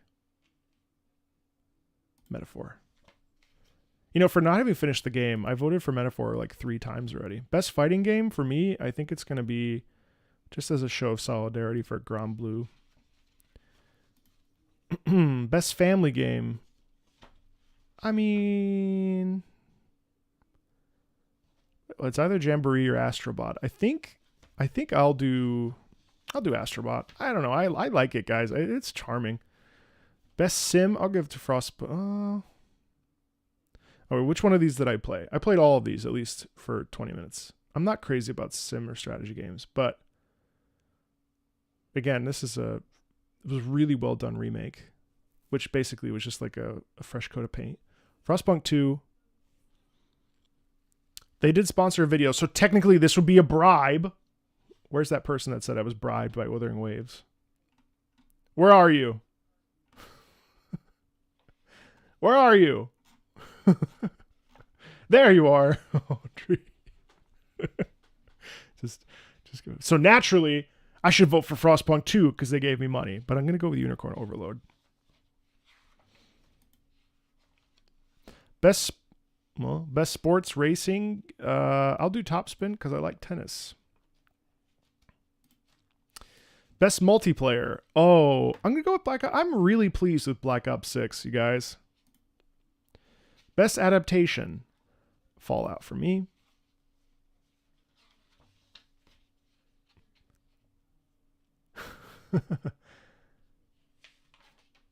Mobile gaming is not necessarily a joke.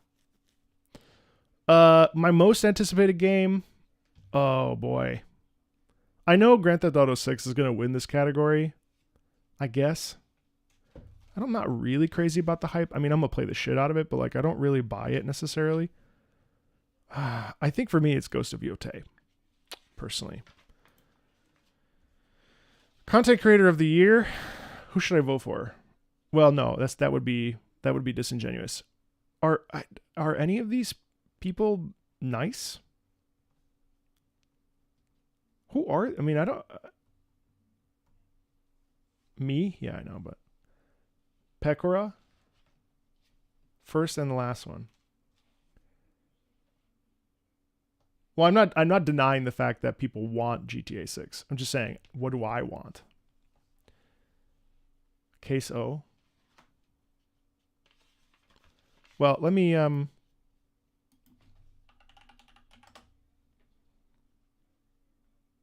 where's Pekora?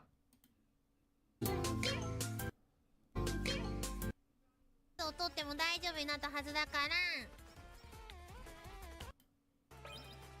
ら。おっか。もう動か。I'm actually surprised by I'm actually surprised that Pirate Software had a huge. もう一回死ななきゃいけないのきついな。 But he'll probably win like Streamer of the Year for like the Streamer Awards or something. きついんだろうな。 Okay, Queso. I haven't seen any of his stuff. Funniest moments. Hopefully these aren't. Hopefully it doesn't like strike me for watching this. Queso moments to watch when you're waiting for your soda to stop fizzing over. Okay. Granny, are you okay?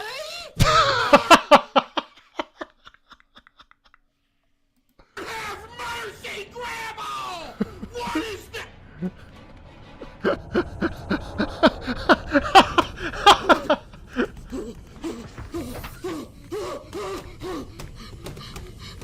I'm gone. I'm never coming back ever again in my life. Oh my God! Oh my God, he's I will never in my life ridiculous. ever come back here for as long as I live. I will never, ever, ever set foot back to that location ever again for as long as Sakuna's booty juice. You need not go to no club.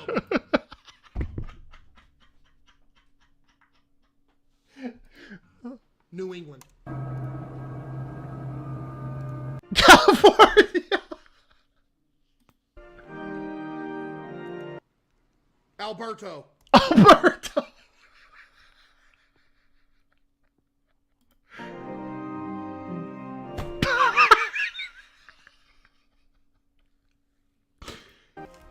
This is so dumb! Oh my... You want me to play this fucking game? I don't want to play this. Dude, what was that? Bro, what is going on, dude?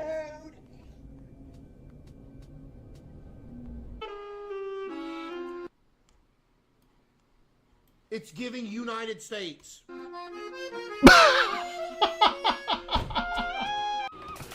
Okay, I just have to take photos? Okay, yeah, let's take photos. I just want to watch one more. Queso guessing burgers. Burger. Oh no. I hope for my own sake that I get at least one of these wrong. That's a McDouble. I know a Sonic burger. Answer. Whose burger is this? Burger King. Answer. Oh no. Whose burger is this? That's Red Robin. Answer. Whose burger is this? You know what? I don't know. I'm gonna guess and say that it looks like something that would come from like Whataburger or something. Please let me be wrong. No! Whose burger is this? That's Arby's. Answer. Whose burger is this? It's In-N-Out. Oh, No, the I'm not double. gonna That's get a one double double. I'm not gonna get one wrong. I'm cooked. The double Whose burger double. is this? That's Wendy's. That's That's a Wendy's. Dave single. I didn't get a single one wrong.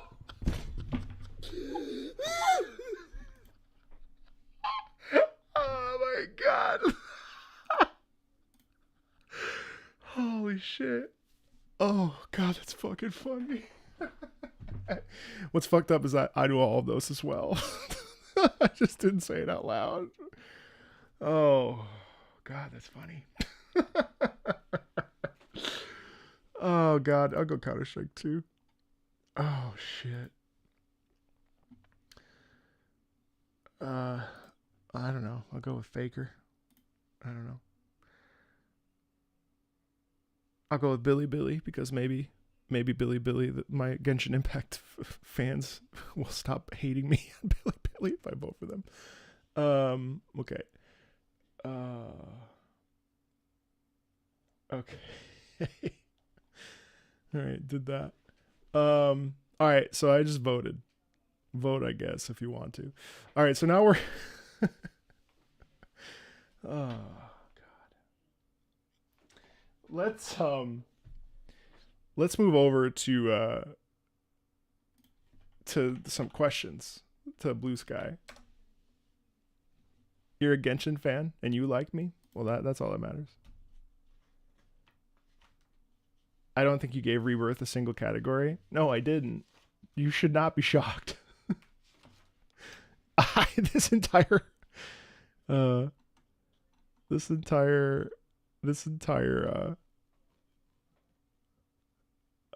that's funny. All right, let's dive into some questions. Also, look at this amazing art. Feel free to stay. YouTube is being an asshole, and right now this is what the back end of my channel looks like because they decided I was a musician. Which, thank you, I guess I am one, but I'm very annoyed. Okay, let's look at some questions. And let me bring up. That was so funny. I would love to meet Queso. Oh wait, oops! Don't look at that. Well, still not fixed. Fantastic.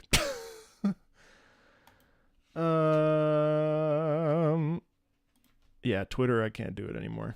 I did go there today because it's the only way to interact with YouTube, which is very obnoxious. All right, let's see. All right, we have a bunch of questions. Some of these are specifically for composers, which, surprise, I'm not one. Let's I will ask him. I asked Charlie, I asked Penguin Zero if he wanted to come on the channel and listen to share his favorite video game music. So we'll see if I have to send him a follow-up. He didn't answer. But I'll reach out to Queso, and I'll ask him. Because most gamers like video game music, so. All right, let's see. I have a bunch of questions here. Oh, and I wanted to point out that Wednesday mornings, so just so you know, I'm streaming full-time Tuesdays, Wednesdays, and Fridays. So thank you for being here. This first morning session on Wednesdays is always going to be this format. Chatting, hanging out. Yeah, he does love Nier because I asked him on his live stream one time. There were like 20,000 people in there, and I was like, hey, what's your favorite video game OST? And he was like, Nier. I was like, okay, I'm going to email this guy right now. So I emailed him. So just so you know that every Wednesday morning from until, seemingly people are enjoying these live streams, and I certainly am. We filmed a ton of content in the last 2 weeks, and it's all been done live, which is really cool. I literally have gotten like 4 videos and like 5 shorts from doing these lives with you guys. So, thanks for being here. First time watching the stream. Well, what's up, Race? Welcome in. Holy hell. So every Wednesday from 10 to 1 EST, we're talking about music. We're talking about whatever's happening in the music world. I did talk about the Elden Ring controversy at great length.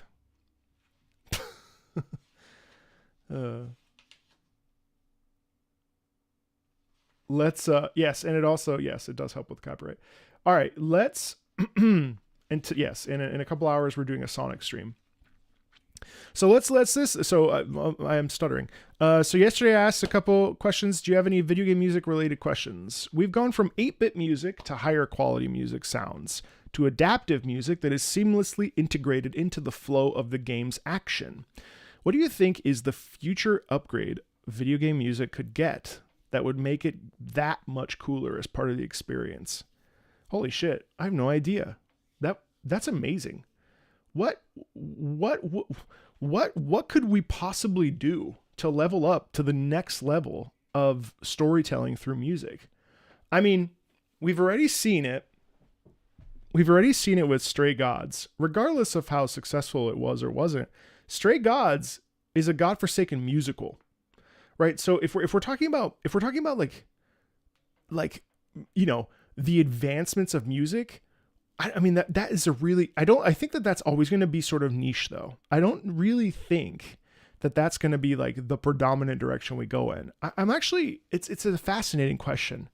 I don't know where you go, because I think part of the problem with video games is that while the advancements appear to be graphical and performance more than they are in the other aspects of it. Like, I think that music will always exist hand in hand with like gaming, but I don't necessarily think that gaming music itself is going to evolve or make its or different. More layering, just make each instrument its own track and have it be more reactive? Possibly. Ultimate Edition that comes with a live orchestra. Yeah, I mean, I think that there's always room to grow, but I don't necessarily think that it will be what I would like to see, though. What I will tell you is what I would like to see is if we're going to use orchestra, the VST model, I think, will continue to improve. I think we're going to get to the point where we're not going to be able to tell the difference between live, orchestrated, and VST sound design, like on the keyboard, like on your computer. I don't think I think that delineation is going to be a lot more easily not definable. The other thing, I think AI is going to be really problematic, I think, moving forward. I've already gotten in trouble myself listening to music on YouTube that I was like, ooh, this sounds good. I looked at it, Gen AI. So I also think that that's going to be a really interesting struggle in how we ensure that artistic integrity remains intact. So I'm not really sure where we're going to go. And it's interesting too, because when you think about it, like 8-bit. So the other thing is that we tend to be like sort of locked into where we are mentally. So we can't necessarily see, unless you're an innovator and you're always experimenting with pushing the envelope, you're never going to see like the forest through the trees, right? Like it's really hard because when they were doing 8-bit, 16-bit MIDI, were they thinking about what it would look like to do fully orchestrated and have it be dynamic where it changes based on, whatever, or it's diegetic where it's in, in the game? Like there's a lot of variables that I think naturally as the technology advanced, I'm not necessarily sure that people were thinking like, oh, I wish I could have orchestrated this, or maybe they did, but I think that's a really interesting question. So I don't know what's going to make it that much cooler. It already is pretty cool. But I definitely think it's always going to be part of the conversation, all right. Next question. How much do you think a composer should know about a game or be good at it in order to capture the feel they want to give in music? Alternatively, how can one start doing active listening? Oh yeah, and why should one do so? Great questions. So I think this is always the conversation of like, should an artist be a fan of, should an actor be a fan of the source material? I know this came up a lot with Star Wars Acolytes, where like I think one of the actors wasn't a fan of Star Wars or like didn't really know it. And so can they provide a good performance? I think yes. How much should a composer know about a game? I mean, I think they need to have the essential tools. Like the thing that I've come to understand is that most composers are given, there's multiple different branches of composition in games. You obviously have your Soken types who are directly involved with the process, right? Folks that are, an ongoing MMO, stuff like that, where like that makes sense, where they're part of the loop. They're in it. And of course, like Destiny, that's one of the things that made Destiny so good, is that Destiny, the composers were in-house. Now, that's not to say that composers out of house or hired out are bad, right? But in-house is naturally going to have a different connection to the material as opposed to someone coming in as a freelancer, right? So really, I don't necessarily think that they have to be a fan, but they certainly need to do their background research, which they would do anyway. Any good composer, I don't know if my friend Marina's still here, but Marina's a composer, and there's no way that a composer is not going to like take a look at whatever the materials are to try to create that soundscape that then derives an emotional feeling out of it. You know what I mean? So next question. How can one start doing active listening? And I've been pondering this. Active listening is really complicated, but essentially, if we really break it down, if we listen to a track, what are the things that we want to think about? A couple different things. You think about emotion.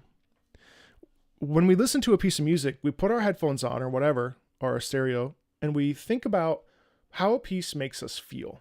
Okay. So this is really a complicated question for me because I'm not showboating, but it comes quite naturally. So I've been trying to figure out how to make this an actual like topic of discussion because it is shockingly difficult to talk about. But active listening revolves around isolating, and it revolves around truly feeling and connecting. So what's a good example? Let's do it live.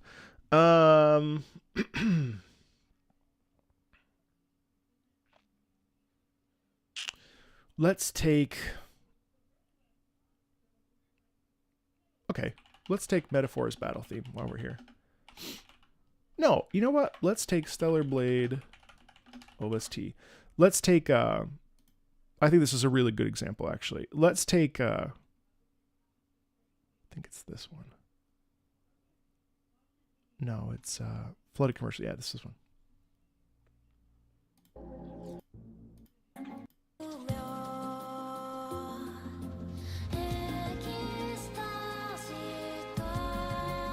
Okay, just right there. What did we just hear?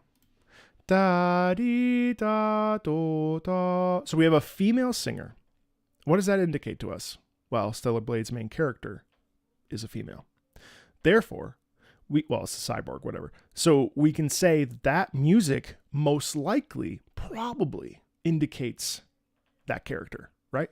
If it was a main character that was male, most likely the singer would be male, right?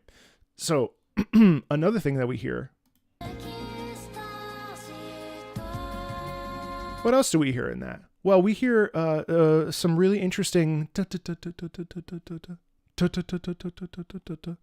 What does that mean? Well, that could mean anticipation. That could mean a feeling of moving. It could mean forward momentum.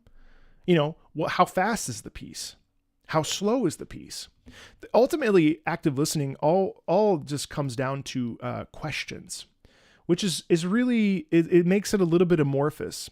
But if we approach things from a questions perspective, we're more likely to get a broader and more interesting interpretation, because ultimately that's all music is. Now, we could look at the music with the sheet music and really study the score and get into the technical analysis of it. And that's a totally valid way to look at music.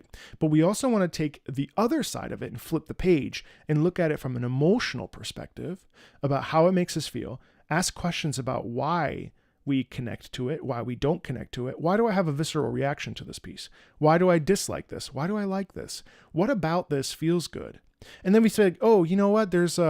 I don't know what this is called, but there's a brighter, like a brass sound almost.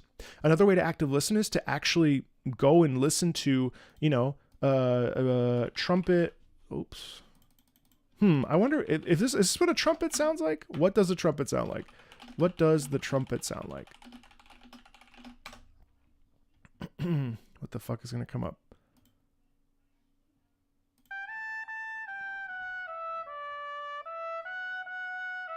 Oh, yeah. Okay, that sounds familiar. Yeah, that's the trumpet. And then we go and listen to some like Proof of a Hero or something, right? Or some piece that's orchestral in its writing. And then we say, oh, so that's the trumpet. So we start to like isolate the different layers of the composition. You know what I mean? And you can also isolate how you're hearing. So maybe you're hearing something in your right ear, right? And you're like, oh, okay, what's that? That sounds like that low thing. But does it have like, is it kind of like woody? Does it feel like is being strung along? Is there a string? So those are some like real bare bones loose ideas about what active listening can look like. Ultimately, for me, it comes down to asking a lot of questions, probably internally. I don't ask the questions out loud. And why should one do so? I think it really enhances the storytelling aspect of a piece of music, because it doesn't really matter what the piece is. Most pieces are telling a story, whether they're popular tunes on the radio, which are really fed to you, like any Taylor Swift song, it's really telling you how to feel because we have lyrics, because we have like really obvious ways that she's singing, right? Or it also will enhance your video game music experience, because when you're listening to a piece of music in a game, you might be like, whoa, why do I feel so like agitated right here? I feel like kind of nervous. I'm trying to fight this boss in a FromSoft game. Why do I feel so stressed out? Oh, okay, so there's actually rhythm happening here. oh wow, I feel the incredible size of the enemy because of the way that this big wall of sound suddenly happened. And then that's all active listening really is. You know, anybody can do it. It's just a question of like really starting to pick apart the thing. And you may say to yourself, well, that feels boring. Why would I want to pick apart something that I love? Well, because picking it apart, you don't have to, first of all, but if you do choose to, you can learn more about yourself and also, and by byproduct, the piece of music. And ultimately, we have to understand that none of us are the composer. And unless the composer tells us exactly what they wrote and why they wrote it the way they wrote it, that's still not really the gospel, because once a composer releases that piece of music, it's really up to us to feel it and interpret it. And I think most composers would agree with that. Most composers recognize that ultimately, once it's out there, the emotion is for us as listeners to feel. They can't police emotional responses. So ultimately, that's the big thing there. So I hope that helps. I'd love to know about the degree to which the story writers and composers exchange ideas to get the perfect mood across in certain parts of a story. A lot of time you listen to a game's soundtrack knowing the context and think that there's no other possible way it should sound. This is perfect. Yeah, I mean, I'm not, so I'll just speak to what I can speak on.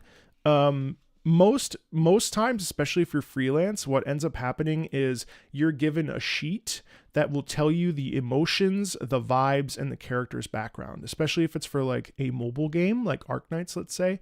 That's something that's done so that, and then there's a bit of back and forth that goes on so that you're trying to sort of nail the thing. Like for instance, with the track that I'm in for Arknights, literally they asked for opera. They asked for a warmer operatic sound. And so that's why I was tapped for that first 15 seconds of that one particular Arknight song, because that's what they wanted in order for it to feel a little bit more classy.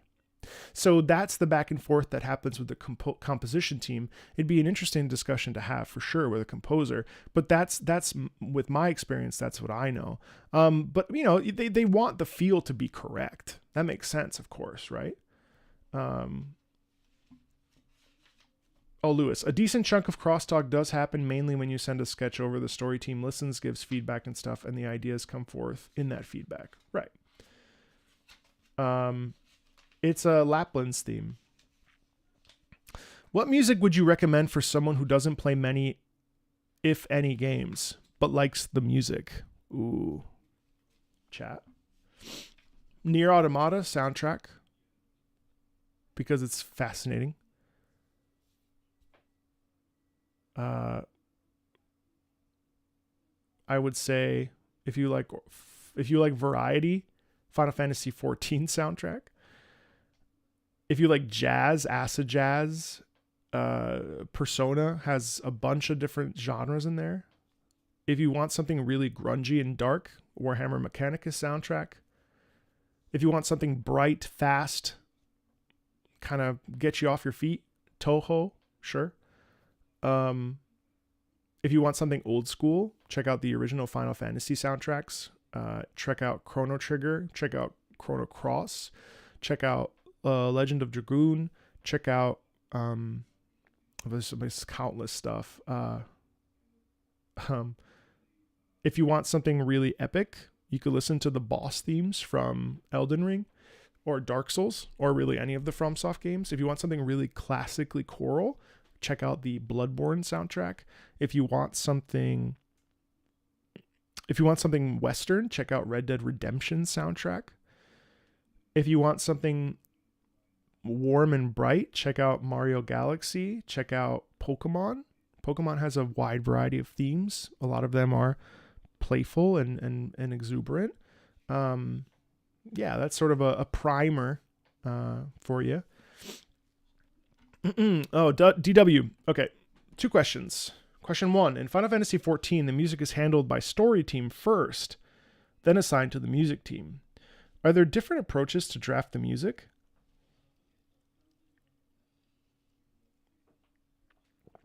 Well, we sort of touched on that.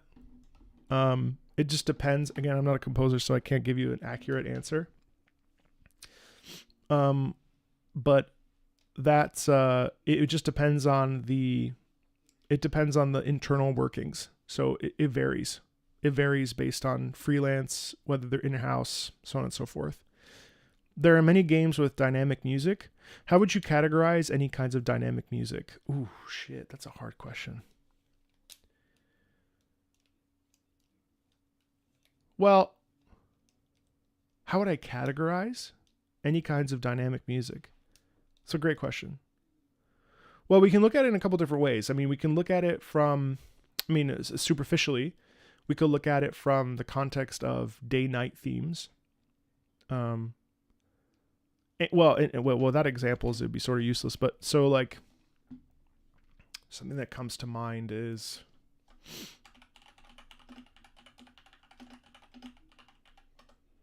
minor key, please. Yeah. So like, for instance, here's a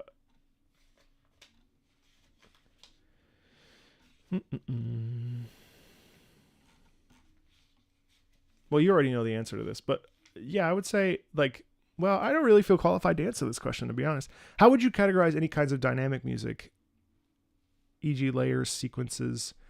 I mean, generally speaking, we're slowing down for more calm pieces and we're speeding up for more intense pieces, right? What else? Well, yeah, I don't really feel like I can answer that question. That's a great question for a composer. I'll have to ask that next time I'm with one. Let's hop over to YouTube chat or YouTube, not chat, sorry, YouTube community post and see what they said. Let's see.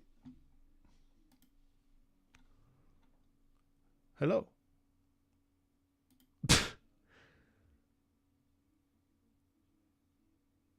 Okay. I've had this question haunt me for a long time now. As someone who's not particularly close to what goes behind music creation and composition, how does one create a musical piece? Do they start from the notes, maybe a rhythm, simple emotions, or other forms of inspiration? I really like writing, and even though not everyone can write well, it's obvious that anyone can write at least something because we all share this language. But music is a kind of communication that can be accessed by only some, at least in terms of creating it, and that makes me so curious. Seconded, writing can be an interesting comparison, since for me it usually starts with something inspiring me to jot down.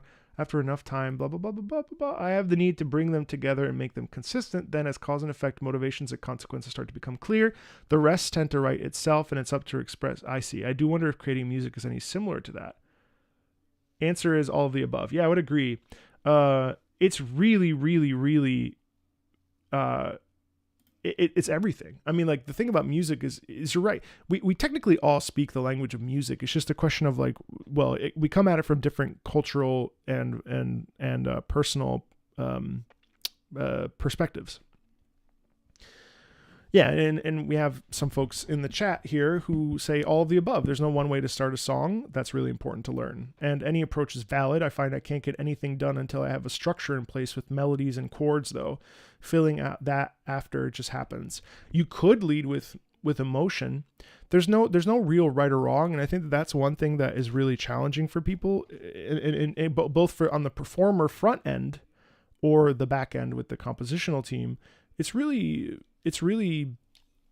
up to you. I mean, like, for instance, from a performative side, I could listen to a piece first and then be like, oh, that's really beautiful. Or I could sit down at a piano and immediately start plucking it out in order to start the process of like getting good at singing it.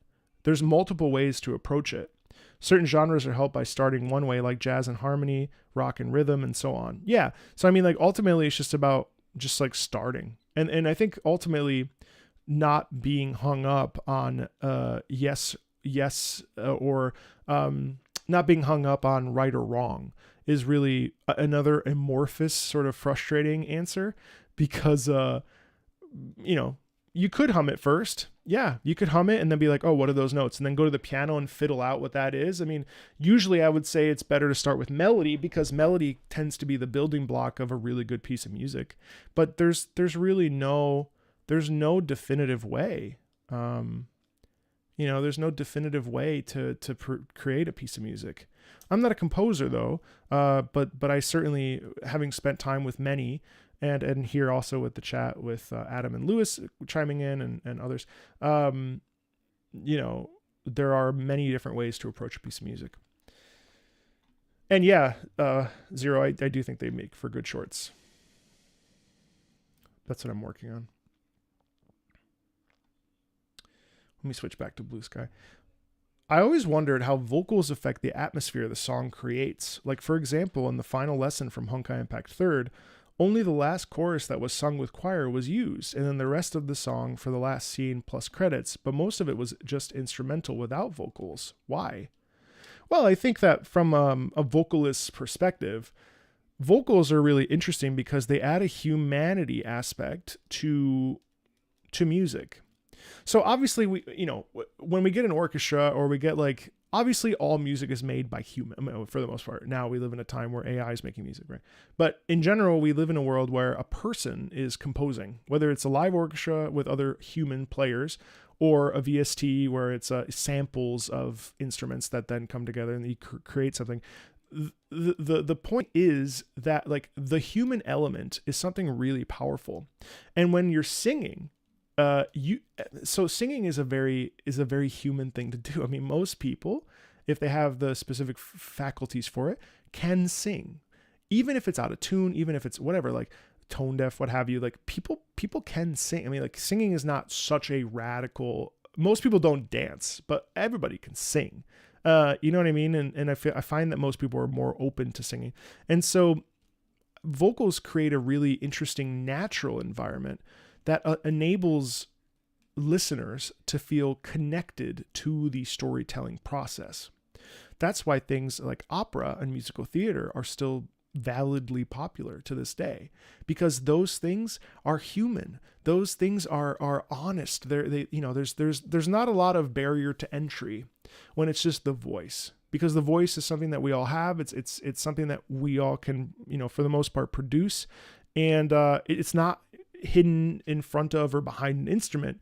It's just up in front. So, I mean, voices, and also too, we have to think about mic quality, because sometimes in performances that I hear with singers, there tends to be a lot of noise, and that noise, that byproduct, actually humanize. Now, it's not what we want in opera, but in terms of studio sessions and stuff, that noise is very human, and that noise, I think, invites a quality of imperfection that is desirable, because there's nothing less desirable than perfect. And in fact, you may think something is perfect, but I bet you it's pretty flawed, actually. It may be close to perfect, but it's not perfect. And that delineation is significant. I think for me, that's one reason. But let's see. A great song to showcase using vocals versus not is Keep Your Faith, Throw Your Mask Away from Persona 5. The vocal version just feels much more intimate. Oh, interesting. Curious.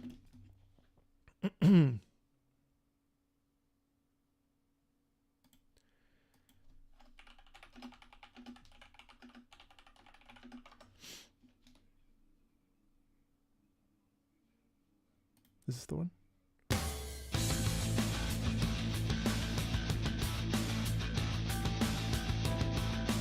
Oh, wait. Hold on. No, this is combined. Sorry.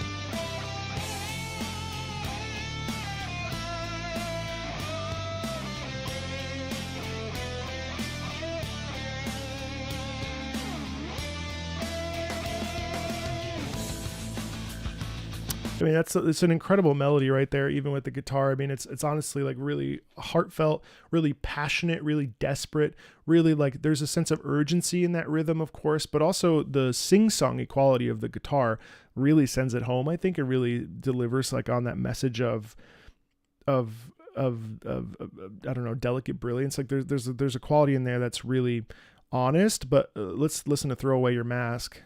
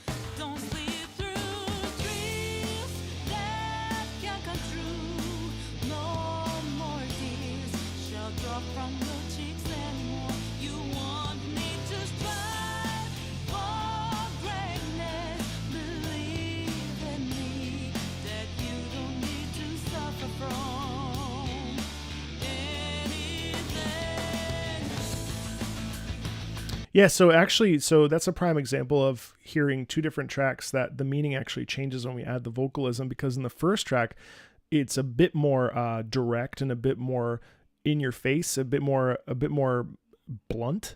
Well, as the second phase with the or the second version with the vocals, what we end up getting is it's a bit more dialed in, a little bit more pulled back, and it does produce a more reflective and introspective sound, rather than an outburst where if she had actually dialed up and sung more fully later on, it would have caused a different sensation. So in the example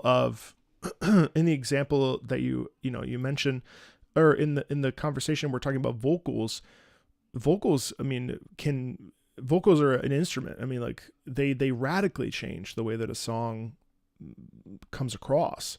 And highly effectively too. You know what I mean? Hey Chengi. So great question.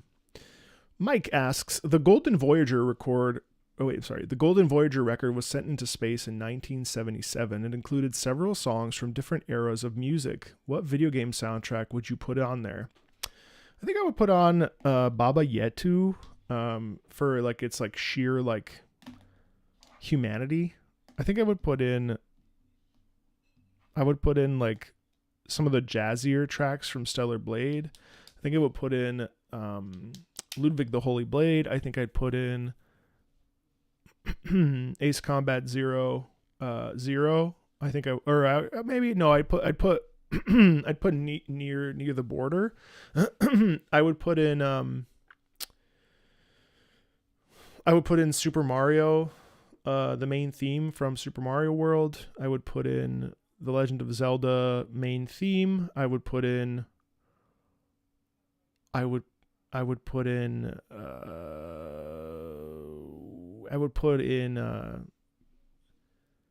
Flow from Final Fantasy XIV. I would put in WoW's main theme.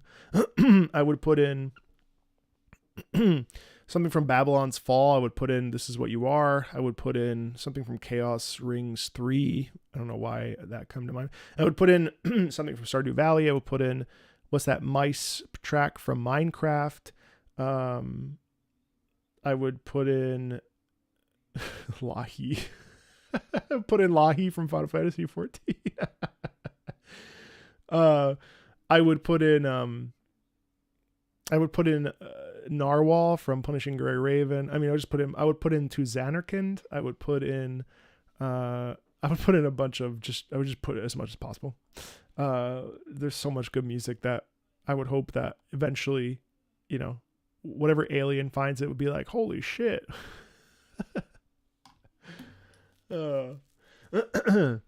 Okay, let's switch back over to YouTube. Oops. Proof of a hero. I put in proof of a hero.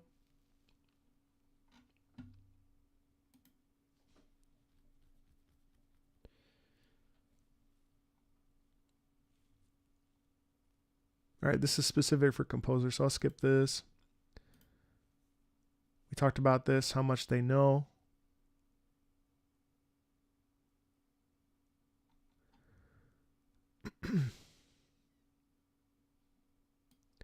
Yeah, dynamic. I actually just made a video about this. It's up right now. Talking a bit about real-time dynamic mixing. I mean, it's a really impressive thing how you can ebb and flow. And I think that, you know, speaking of the evolution of music, you know, it's a really interesting topic.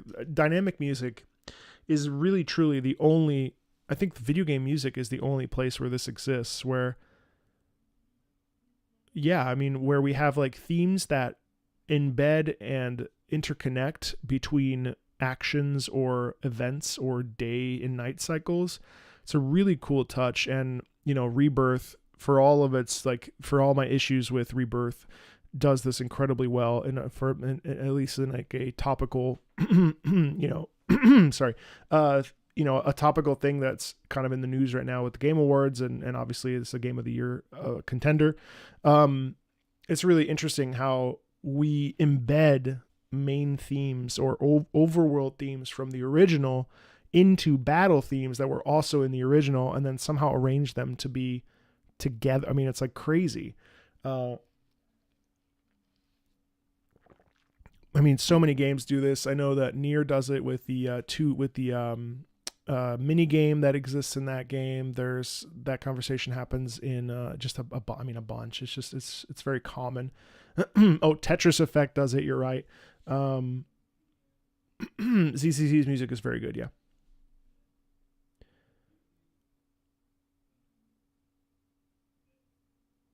Oh, that's cool. Series. When are music created, before, during, or after? I mean, I think all of it, all of the above. Anytime. Before, during, certainly, and then after if they need to, yeah. I don't know what difference there is between American VGM and Japanese VGM. It's a great question. These are questions that I could ask a composer.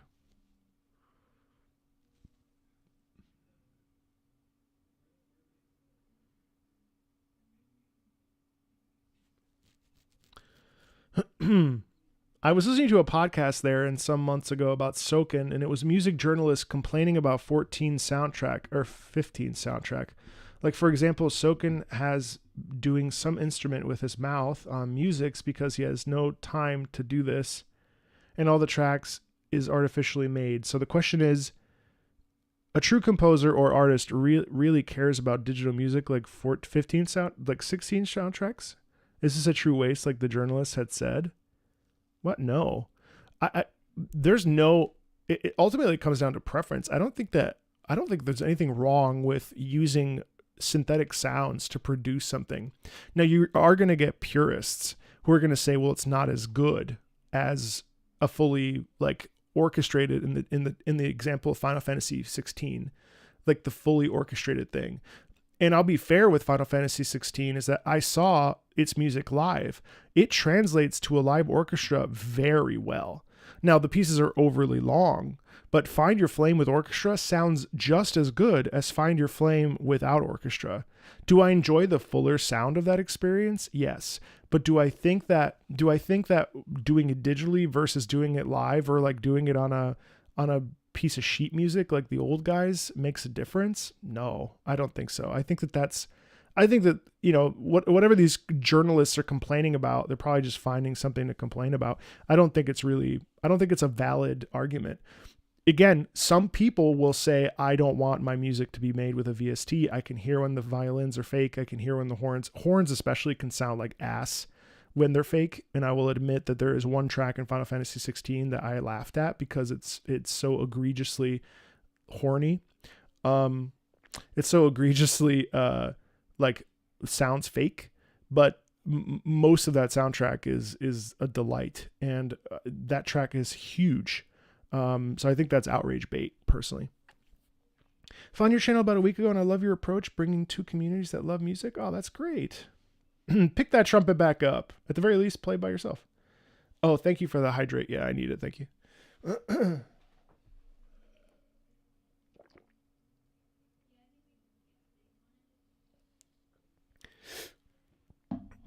Uematsu or Mick Gordon? That's impossible to answer. I mean, they're both.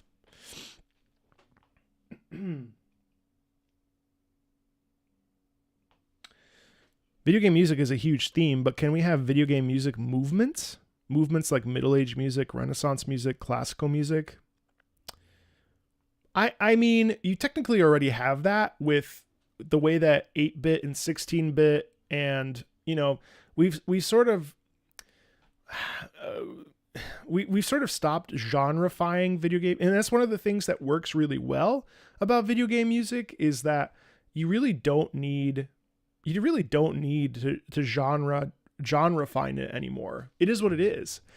You know, it can be EDM, it can be orchestral, it can be both at the same time. It mix and matches so freely that honestly, I don't really think that we're at a point technologically where we're really where there's no specific genre. There's no like, plus you'd have to look at it this way too, like in the classical period, we were only composing in a classical style. Now, that's actually not fully true because there is some overlap, of course. But like Beethoven, as a prime example, started in the classical style. And then because of Beethoven's writing, we transition into a romantic style. But that doesn't mean that classical music suddenly stopped being written. And we still listen to classical music. You know, when Stravinsky was writing in the neoclassical style for something like The Rake's Progress, his opera, that's a neoclassical approach to classical composition of Mozart. So it borrows from the Mozartian style, but Mozart was still being performed when Igor Stravinsky was alive. So, you know, there's some blurring of we want to have it neat and tidy, but there's a lot of blurring. And I don't think that really applies to video game music in the same way, personally. Why is video game music so underestimated by non-gamers, whereas movie music isn't? It's a funny question, isn't it? Because I think it ultimately boils down to reach, but at the same time, video games reach more people more broadly than movies do. But I think ultimately, that there is an inherent boxing of it's like we have to conform to the societal rules. Like movie music, I think. Also, it depends on what you mean. If you mean like John Williams and stuff, I think that really spreads out far and wide. But movie music is still relegated to pop's performances. Like you don't hear movie music as free now. Maybe you do now, but I've been out of touch with the music industry now for several years. But movie music doesn't really leave its box of like, let's watch The Lord of the Rings with the conductor and the orchestra playing along to. You don't hear it in a classical concert with Brahms and Beethoven and whatever. Now you can say elitism, but you can certainly say money. And ultimately it comes down to donors. Classical music is a non-for-profit industry, especially in the United States. So the bigger issue there is like, you have to go to a donor and you have to say, hey, I want to program the Star Wars suite in this concert that we're doing that features whatever. It just doesn't really, there's a hierarchy there that's more complicated than this just elitism, or they don't want to program it. Also, you'd be surprised how not elitist classical. This is a misnomer. Most people just want people to go. Now, yes, there is some societal and cultural elitism that comes with orchestral and classical music. But I don't think that elitism is why we're not branching out further. But I don't really know quite yet, because I actually asked a bunch of folks who are in the industry, hey, how come, you know, what do you think about music? Is video game music as valid as other, you know, genres of classical music? They said, yeah. Who's making this argument? So like real classical musicians and conductors and people in the industry of classical music say, who gives a shit? But there are people that gatekeep it. But those people are probably like, you also have to understand that like gatekeeping happens at the lower levels. Once you get to a high enough level within any sort of industry, that's where the open-minded people are, because they don't have time to worry about the dumb shit like gatekeeping because they're too busy. Most gatekeepers are down here, are low on the totem pole, in my personal experience. You know, and also like the rudest people are down here, whereas at the upper echelon of the cultural sequence and cultural scene, most people don't care. And if you want to watch more, you can check out my Non-Gamers React to Video Game Music series. Those are all classical musicians or classically trained people that come on the channel and they watch and listen to video game music with me. And they often leave with like, oh, this is good. It also just takes education. And what is a system that is constantly being put second anywhere? Education. So if that's elitist, then I mean, it's elitist. But I don't think it's elitist. Since you brought it up, what would you describe as active listening? Hopefully that was helpful earlier. Have I heard Spyro or Crash Bandicoot music? Yes, I've heard a bunch of Spyro. Fuck Crash Bandicoot. Just kidding. Crash Bandicoot gives me nightmares, so I don't actively listen to its music.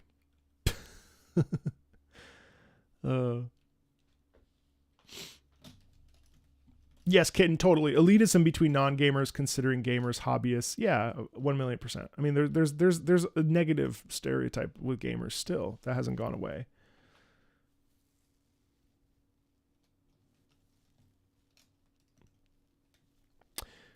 I've heard people say that video game music isn't real music because it requires the game to understand, which isn't true. But I feel non-gamers won't change their mind on that as it's not their medium. And what I would say to you, I think you're right, Lewis. I think you're right. And also, a lot of gamers don't really like listening to music out of context. They have to connect the music to their context, and the context being the video game. In my experience, I have found a lot of pushback when I've brought up the idea of listening to a piece and having the effect be the same without context. And that's really, I get a lot of pushback against that. And I've actually changed my own tune against it because I do think that the context really elevates those tracks as they're written for that specific moment. But you can take any, and I agree with you, you can take any personal context and create video game music around. You can listen to video game music and still like have it be elevated and connect your own context to it. And that's where we discuss like active listening and like divorcing from the subject matter to elevate these pieces to being like symphonic pieces or pieces that deserve to stand on their own. Because I find that most video game music does deserve to stand on its own, but we're so attached to the context and what it means in the concept and in the flow of the game that we're actually robbing the music. We're making the music just be background noise. Now, it may elevate a scene, and we may know that that scene is enhanced by the music, but I do think that by not extrapolating it out and creating our own personal lived context around that, we're actually doing it a disservice. But I mean, obviously context matters, yeah, but I know what you're saying, though. I have a friend who disables all music in games because it distracts him. Well, I guess his priority is that he would rather just play the game, which is, I suppose, fair. I suppose. Is fully digital music possible? Yeah, we're doing it right now. We have a lot of digital music. No, Castlevania needs to get on my list. I love listening to film music separately. But the problem with film music is that sometimes that music, because it's following the flow of the action in the scene, I find that I can't listen to it isolated as well as music. Like a loop in video game music is perfectly fine for me. But if it meanders too much, I find that I can't really listen to it. How does Mario 64 Infinite Staircase sound like it never stops getting higher in pitch? What is a shepherd tone? Shepherd tone is an audio illusion. Oh, yeah. Huh. Isn't that just turning the knob? Isn't that just dialing the knob up so that it's just kind of like... Ooh.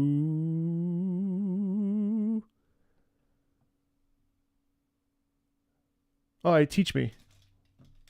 I didn't know about this. The clever auditory illusion tricks your brain into thinking sound is always rising or falling in pitch. I don't know about this. Sine waves rising up and looping fully with each other. It never really goes fully up, but because it loops in a certain way, you hear it rising forever. Oh. Listen to the stair song. Is that I was trying to delete my Chrome history. I don't know why this is the video that always pops up. Mario staircase.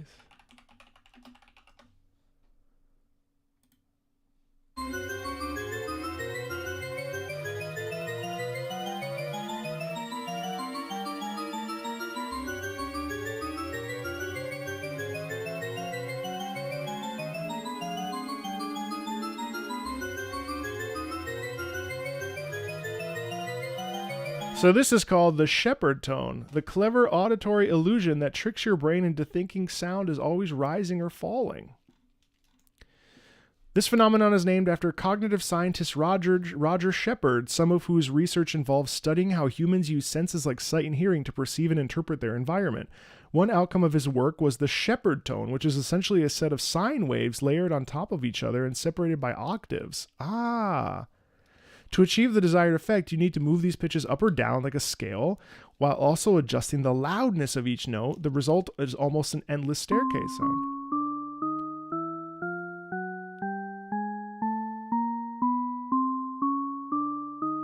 Oh, that's so cool! You can basically think of the shepherd tone as the audio equivalent of a barber pole. Ah, and that the illusion our brains interpret the diagonal stripes on the rotating poles as moving vertically upward and even disappearing, even though they're really just moving around the pole. The same illusion is achieved by fading each scale in and out to create seamless transit. So I learned something new today. That's so cool. Huh, that's amazing. Markiplier has a really neat video making it super clear. Mark, if you copyright strike me, I will be very upset. Who? Oh, Multiplier. Did I read Markiplier? I was like, Multiplier, if you copyright strike me. It's rising. Forever. If I just 1,000 years, I could hold down that note and it will continue to rise. Or fall. If I do it the other way around, so falling. See, I hate this timeline. Why is it that this came out 5 years ago and it only has 32,000 views? Forever. If I just held down the notes. These are called shepherd tones. To understand what's happening, let's look at this visually in a spectrum analyzer. Take a look at this. Oh, cool. But it does feel like you're turning the layer though, huh? Isn't that fun though? Because it does feel like you're like turning a knob, even though it's maybe because it's so like because it's so contained within to infinity, a million billion gazillion times. That's really cool. Got enough energy to hold down that note long enough. So all right, I won't listen to that too much because that was a multiplier, by the way. That's cool. Well, the shepherd tone. Dragon Man Games answer that for me, but all right, we talked about dynamic music a bit. How does dynamic music work? How do you make it so the piece of music during the stage is playing and then add more instruments? Well, it's just shifts in tempo and in rhythm and in and tone, while then grabbing the sides or the tags and putting them in there. Destiny did this a lot, where they have tags or where they essentially have like every single motif in a file, if I remember correctly. And so they'll just grab that file, stick it in there, you change around it, and that's how you throw it in there. Write a theme, render the sketches, layer them, and then program the game to fade or cut certain parts in and out. Yeah. That's what Lewis McDonald VGM said. Favorite Souls game music. You can only choose one. Easily Bloodborne. Bloodborne has the best soundtrack of any FromSoft game. Don't at me. It's just the facts. Bloodborne is phenomenal. It's dense. It's loud. It's terrifying. It's just in your face. It's brutal. It's brutal, but it's classically brutal, which feels different than just being like violent. A sound that is violent is so evocative compared to literally being bonked on the head by the musical violence. There's a big difference. And I think that Bloodborne does it exceptionally well. No, I haven't listened to Sekiro very much. What is music's equivalent of improv? Jazz. Jazz, which is improv. Sometimes. Yasunori Nishiki did a banging job with music that segues from Octopath. You like jazz? Which Yasunori Nishiki did a banging job with the music segues for Octopath Traveler, both 1 and 2. I'd love to hear from you in general about the technique employed. Well, I mean, that's really dynamic music more than anything. And yes, his work on Yu-Gi-Oh! Master Duel is pretty impressive. That is a separate video for a separate time, but great question. What is the most common inspiration musicians have when creating music for a game? For a game, I'm not sure, but musicians love to function off of angst. Angst, any emotion. You have to, inspiration usually comes from feeling, usually comes from a desire or sadness or love or joy. That's really, I think, in my personal opinion, that's where the impetus comes from. But there's no right answer, because we have a composer in the chat who says, personally, I create based off of stories I come up with in my head as a starting point. There is no right or wrong answer when it comes to creating music. Mainly other OSTs for similar games and emotion or musical concepts. Yeah, so no right answer there. That's such a complicated question. How are songs that have intros built so that they can probably, I gotta sit down. We'll find a time to make this work, because that's a really good question. How are songs that have intros built so that they can properly loop or cut themselves off at a certain segment for dynamic music? That's complicated. Only a composer can answer that. Believe it or not, I am not a composer. After the desired vibe or emotion is established, what musical structures, such as lyrics, musical key, chord progression, melody, motif, are the most effective starting points when creating a piece of music for a character, place, or situation? I think, in my opinion, since you're asking my opinion, I believe that it has to do with motifs. Melodic motifs, especially when establishing a character, are paramount. Because the thing is, like, when you have a motif, you can spin around that. I think that melody is probably the most important aspect of, melody exists in all music, but in general. But I think that motivic writing is the type of writing that most connects us to characters. Because if you look at the history of motivic writing, I mean, we get it a bit in like Verdi's Rigoletto when we're talking about the Duke of Mantua, La donna è mobile qual più malvento. You hear that multiple times.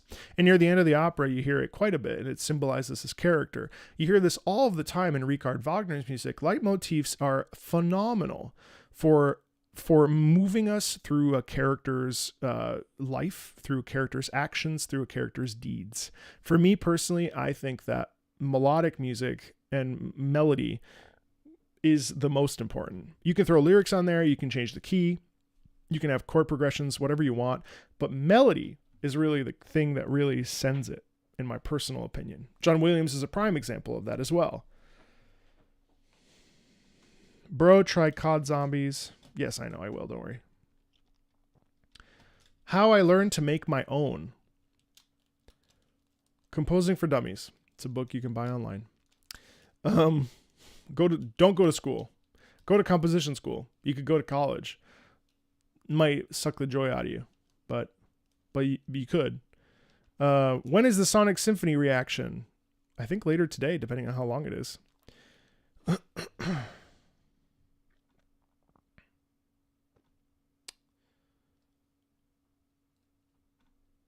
Song of Despair from Elden Ring is a great question.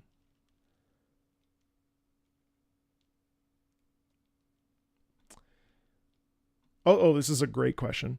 How do I tell if a soundtrack is good and interesting or if it's generic and bland? I have so many potential gems I would like to suggest to music listeners, but don't know if they're actual gems or just shiny rocks.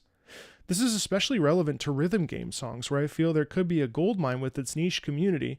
Some creators like Frums or Silent Room, I can tell, make unique songs with complexity I know I don't get, while I can listen to others and think, do I like this just because it's my favorite genre? Lastly, if I were want to recommend some songs, where should I go? Patreon. but I think it's interesting. Someone in your response said that you can't just say a certain soundtrack is good, interesting, generic, bland. Music is way too subjective. There may be music that's more, let's call it, objectively proficient than others, but if it's good, or if all the other adjectives you are just listed, it's 100% subjective. If a certain music is a gem to you, then it is a gem, period. Music is all about emotion and not about objectivity or what others say. I found a perfect comment regarding this on Reddit, which we love. You can be objectively bad musician if you're unable to play in time or in tune, but just being able to do those two things doesn't mean you're objectively a good musician. So you can define a bad musician, but a good one. That's when it became subjective, relying on how, music itself, though, is totally subjective and depends entirely on the person listening to it. For every song or piece of music I hate and would turn off immediately, should it appear on my playlist, there'll be someone else who can't get enough of it. But you can't judge a song by an equation of love minus hate, as that would end up with a bland and inoffensive coming out on top. I just don't think you can have one single way. Yeah, okay, so let's dive into it.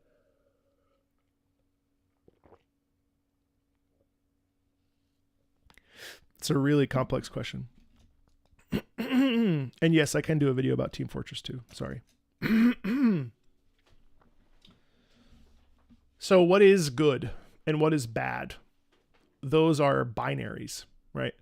So in between good and bad, you have a huge swath of like adjectives, right? Ultimately, if you like something, that is subjectively good. Even if it's shit. How do we know if it's shit? We don't. We don't. Even in a video called The Worst Video Game Music of All Time, something in that is good. I don't know if you saw it, but I shared with a non-gamer Sonic's Central City, which is not a great song. It's not a good song. But if you like it, is it bad? So this is a hugely complex question because ultimately it's down to individual thought and feeling. Now, you may share something with somebody and they might think a song is ass, but that doesn't mean that they're right. That means that their subjective opinion on the world and whatever their ears tell them means that it's bad. But there's nuance there because it's not here and it's not there. There's a flow in there. There's a lot of in between. You know, something could be a prime example. Okay, let's do it. Here, I swear to God, I just wanted to delete my autofill. Here is an example. No, hold on, because this might end up in a video and I don't want this fucking... Hold on.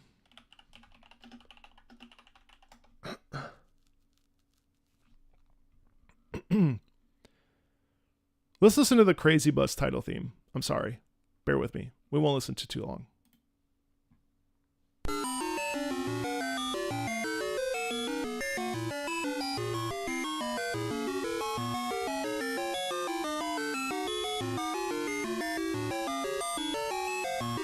Is that objectively bad? Yes. No, I don't know. Subjectively, it's not great. It's a series of noise. But like, what makes that bad as a piece of music? There's no discernible melody. there's certainly a discernible rhythm, but you have to sit with it for a long time. Well, I'm talking about meter right now, but there is technically rhythm in that. Okay? So that's historically a bad song. Am I suggesting that anybody sits on that and listens to it and thinks it's objectively good? I mean, is it objectively music? You know, I think that becomes even more complicated, because if you look at John Cage, I mean, 4 minutes and 33 seconds is technically a piece of music. If I get claimed for this, I'm going to be pissed.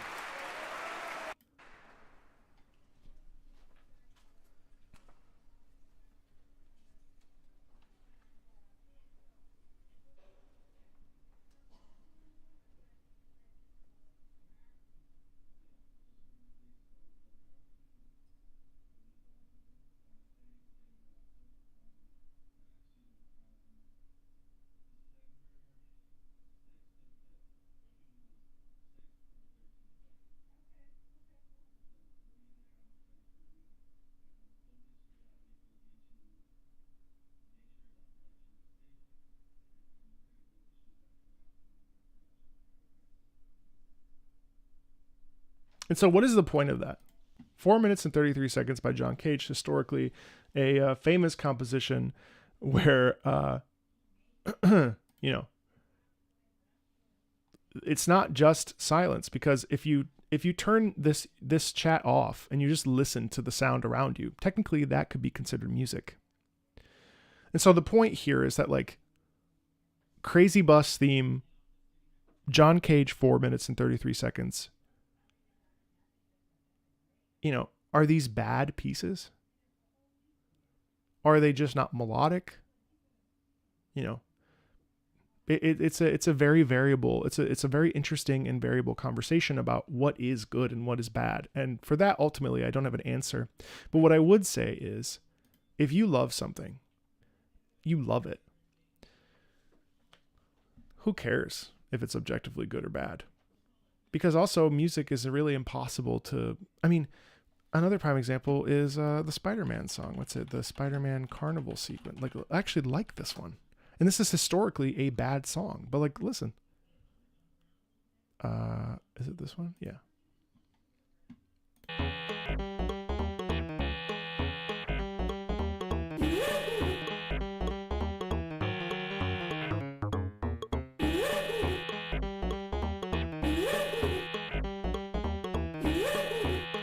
That ain't winning any awards anytime soon. Is it bad, though? No, it really isn't. You know? Is this bad?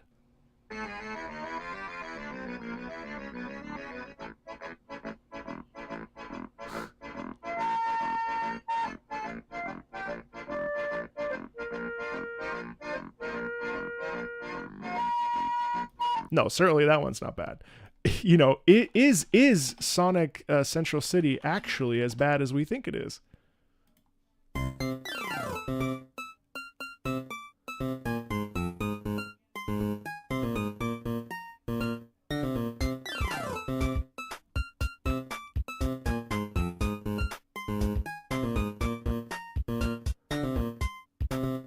You know, ironically, the more I listen to that, that's my fourth listening to that, I actually started to really enjoy it. It's got a discernible rhythm.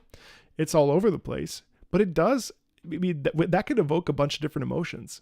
And so all that to say, like, ultimately, when the question becomes what is good and what is bad, just share that music with the people you love, and you'll either get them to hop on board or you won't. And ultimately, that doesn't matter. What matters is that you feel movement by something. And ultimately, I think that most composers worth their salt would say, hey, I want you to feel. I want you to feel something. And whether that's, you know, the sort of poor composition of Sonic Chronicles: The Dark Brotherhood Central City, the Crazy Bus theme, or even John Cage's 4 minutes and 33 seconds, what matters is that you're feeling something. That's how you know something is good or bad. If you feel nothing, then it's bad, you know? If you feel something, then it's good. Share away. Share with all your friends and family. Hey, 11 o'clock. Have I listened? No, I haven't listened to any mods or anything.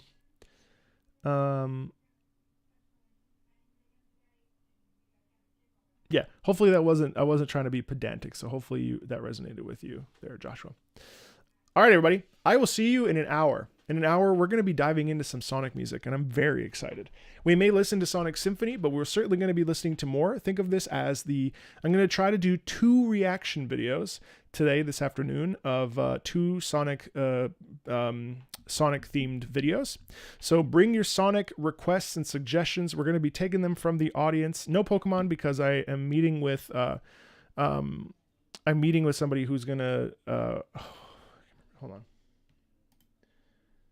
No, because I'm meeting with True Green next week to he's gonna guide me through some Pokemon music. So we'll be doing that together, and then we'll do it again. So we'll do another Pokemon. I might do another Pokemon episode specifically next week on Wednesday, before Thanksgiving in the US. So bear with me. Thanks for hanging out today. Had a great time. Hope the questions were interesting and helpful. I try to bring as much as I can, but obviously my experience is also limited. I'm no perfect, I'm no genius. I don't know everything, especially when it comes to composition. With that, I will see you in an hour. And if you're watching this on the VOD, thanks for watching it.